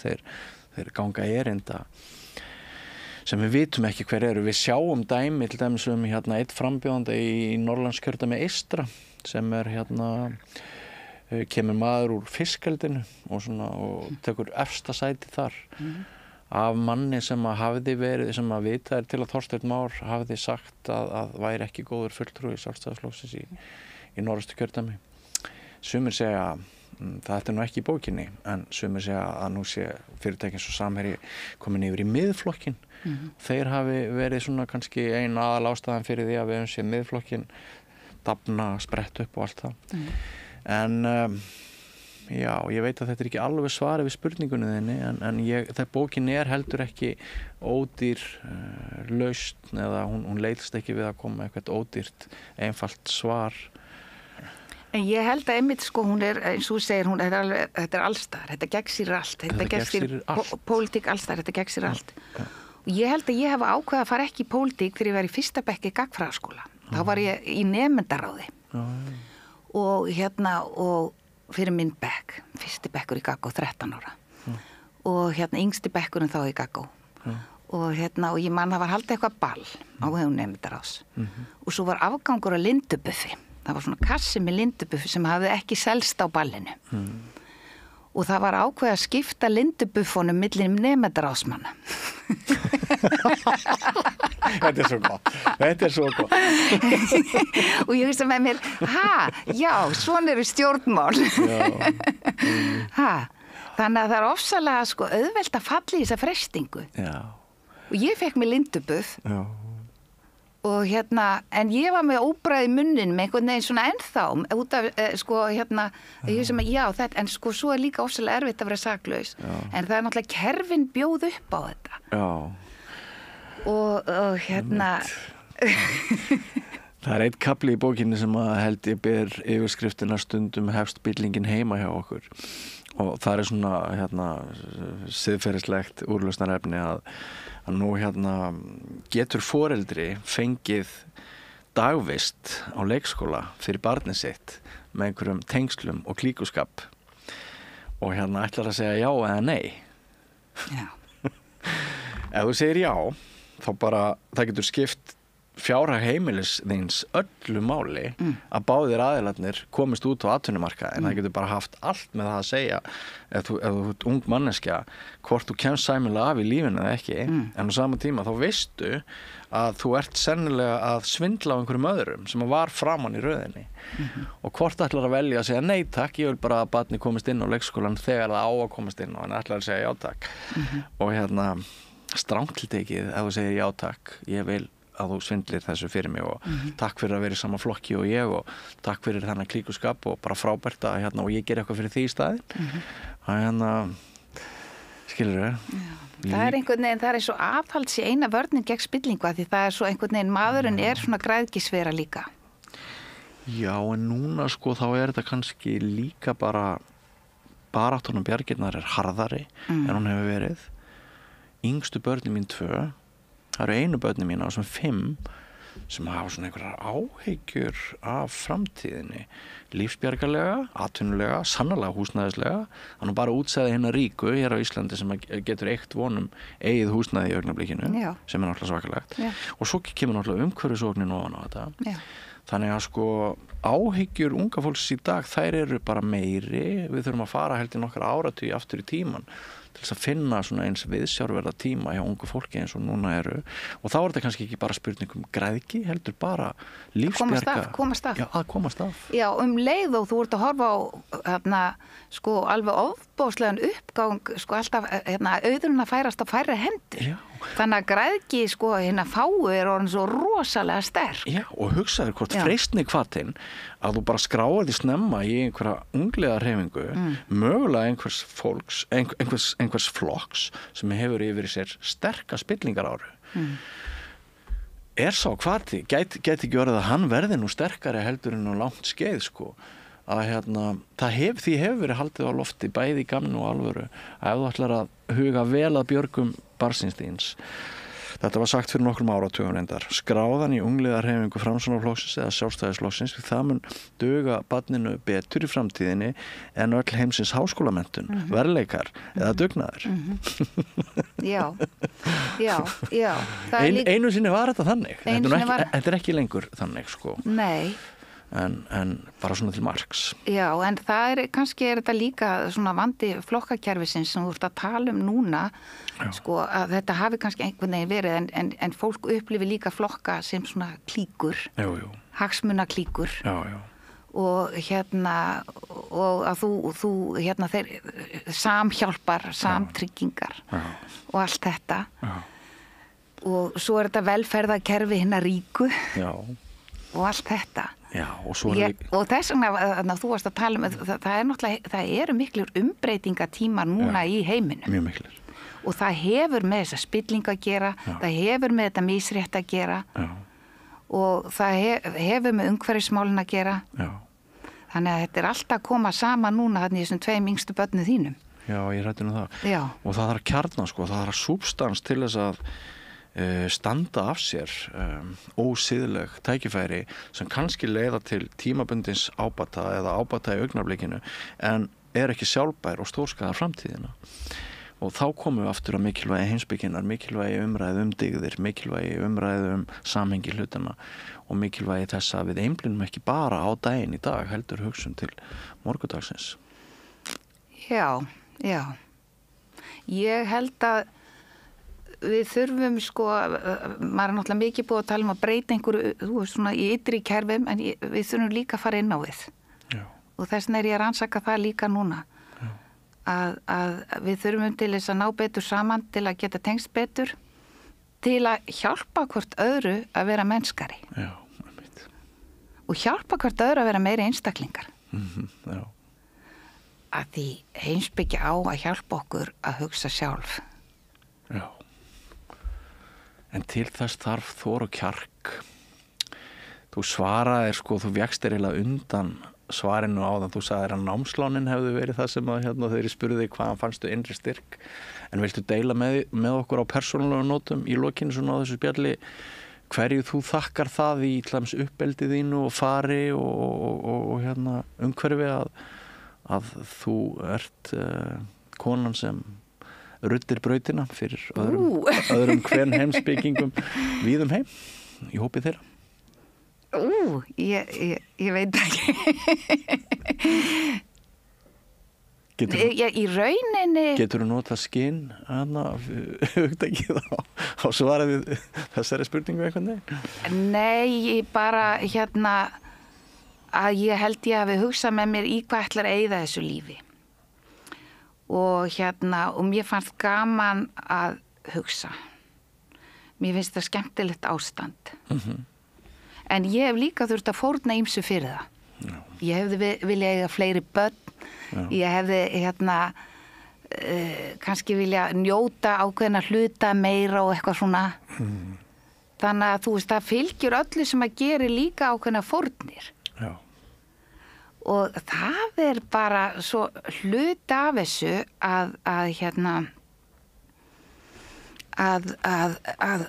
veginn það allt annvörkum háð og það allt tvíbent og allt orkar tvímælis og á góðum stundum þá virkar púslið eins og það sé einhver heilmynd. Já. Og en í rauninni held ég að það hafi verið einhver heimannfylgja úr foreldra, hvernig þau töluðu eitthvað svona. Já. Mamma líka á vissanhátt einhvern veginn að uppfylla einhverja drauma fyrir kynslóða. Já. Að einhverju leiti en fyrst og fremst fá að vera ég sjálf. Já.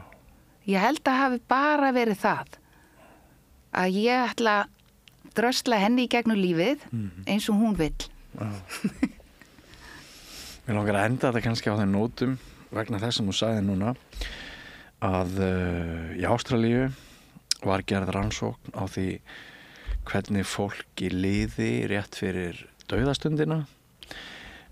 Sjúklingar á líknadeild deild þar hvernig þeim liði og þetta var krabbameinssjúkt fólk sem að vissa það átt ekki mikið eftir og þeir sem að voru órólegastir og ekki tilbúnir í eigin dauða það var greint hvað sameiginlegt með þessum hópi og svo var þetta reitað í nokkra flokka og það sem að fólki þykir verst fyrir dauðastundina og veldur því mestri ókyrrð og veldur því að það hugsar ég lifði mínu lífi ekki sem skildi.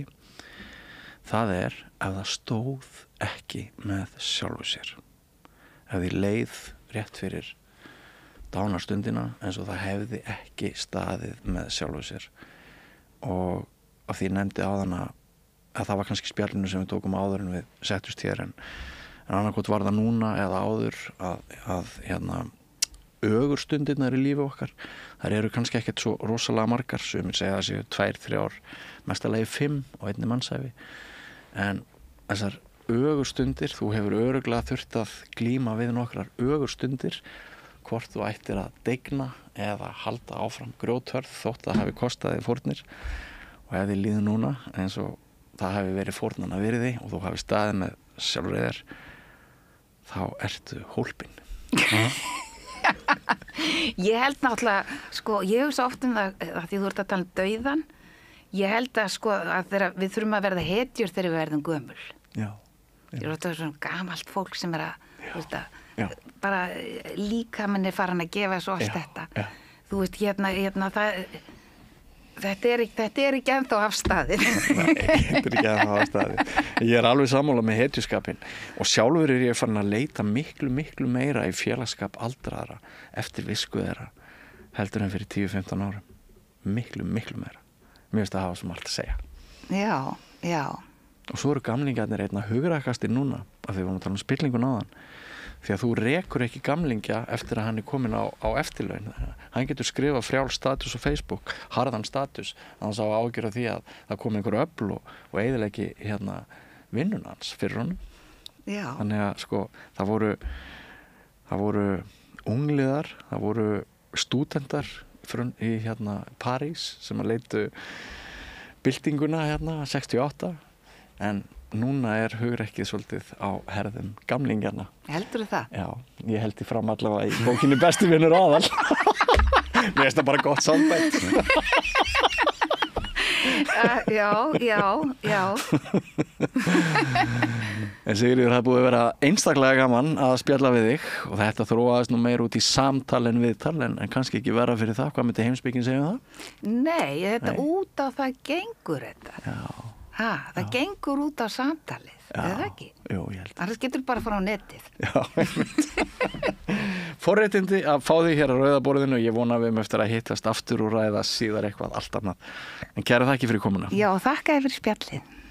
Já, þátturinn verður þá ekki lengri hjá okkur í kvöld. Við þökkum ykkur hlustendum og áhörundum kærlega samfylgdina. Minnum á að á morgun klukkan 16 verður bein útsending hjá okkur næst hér við Rauða borðið. Þátturinn Vikuskammtur þar sem við förum yfir tíðaranda, fréttir líðandi stundar og sennilega heilmikið af adrenalíni korteri fyrir kosningar. Verið sæl. Segðu það á Samstöðinni. Samstöðin er í eigu hlustenda, áhorfenda og lesenda. Sláist í hópinn og gerist áskrifendur.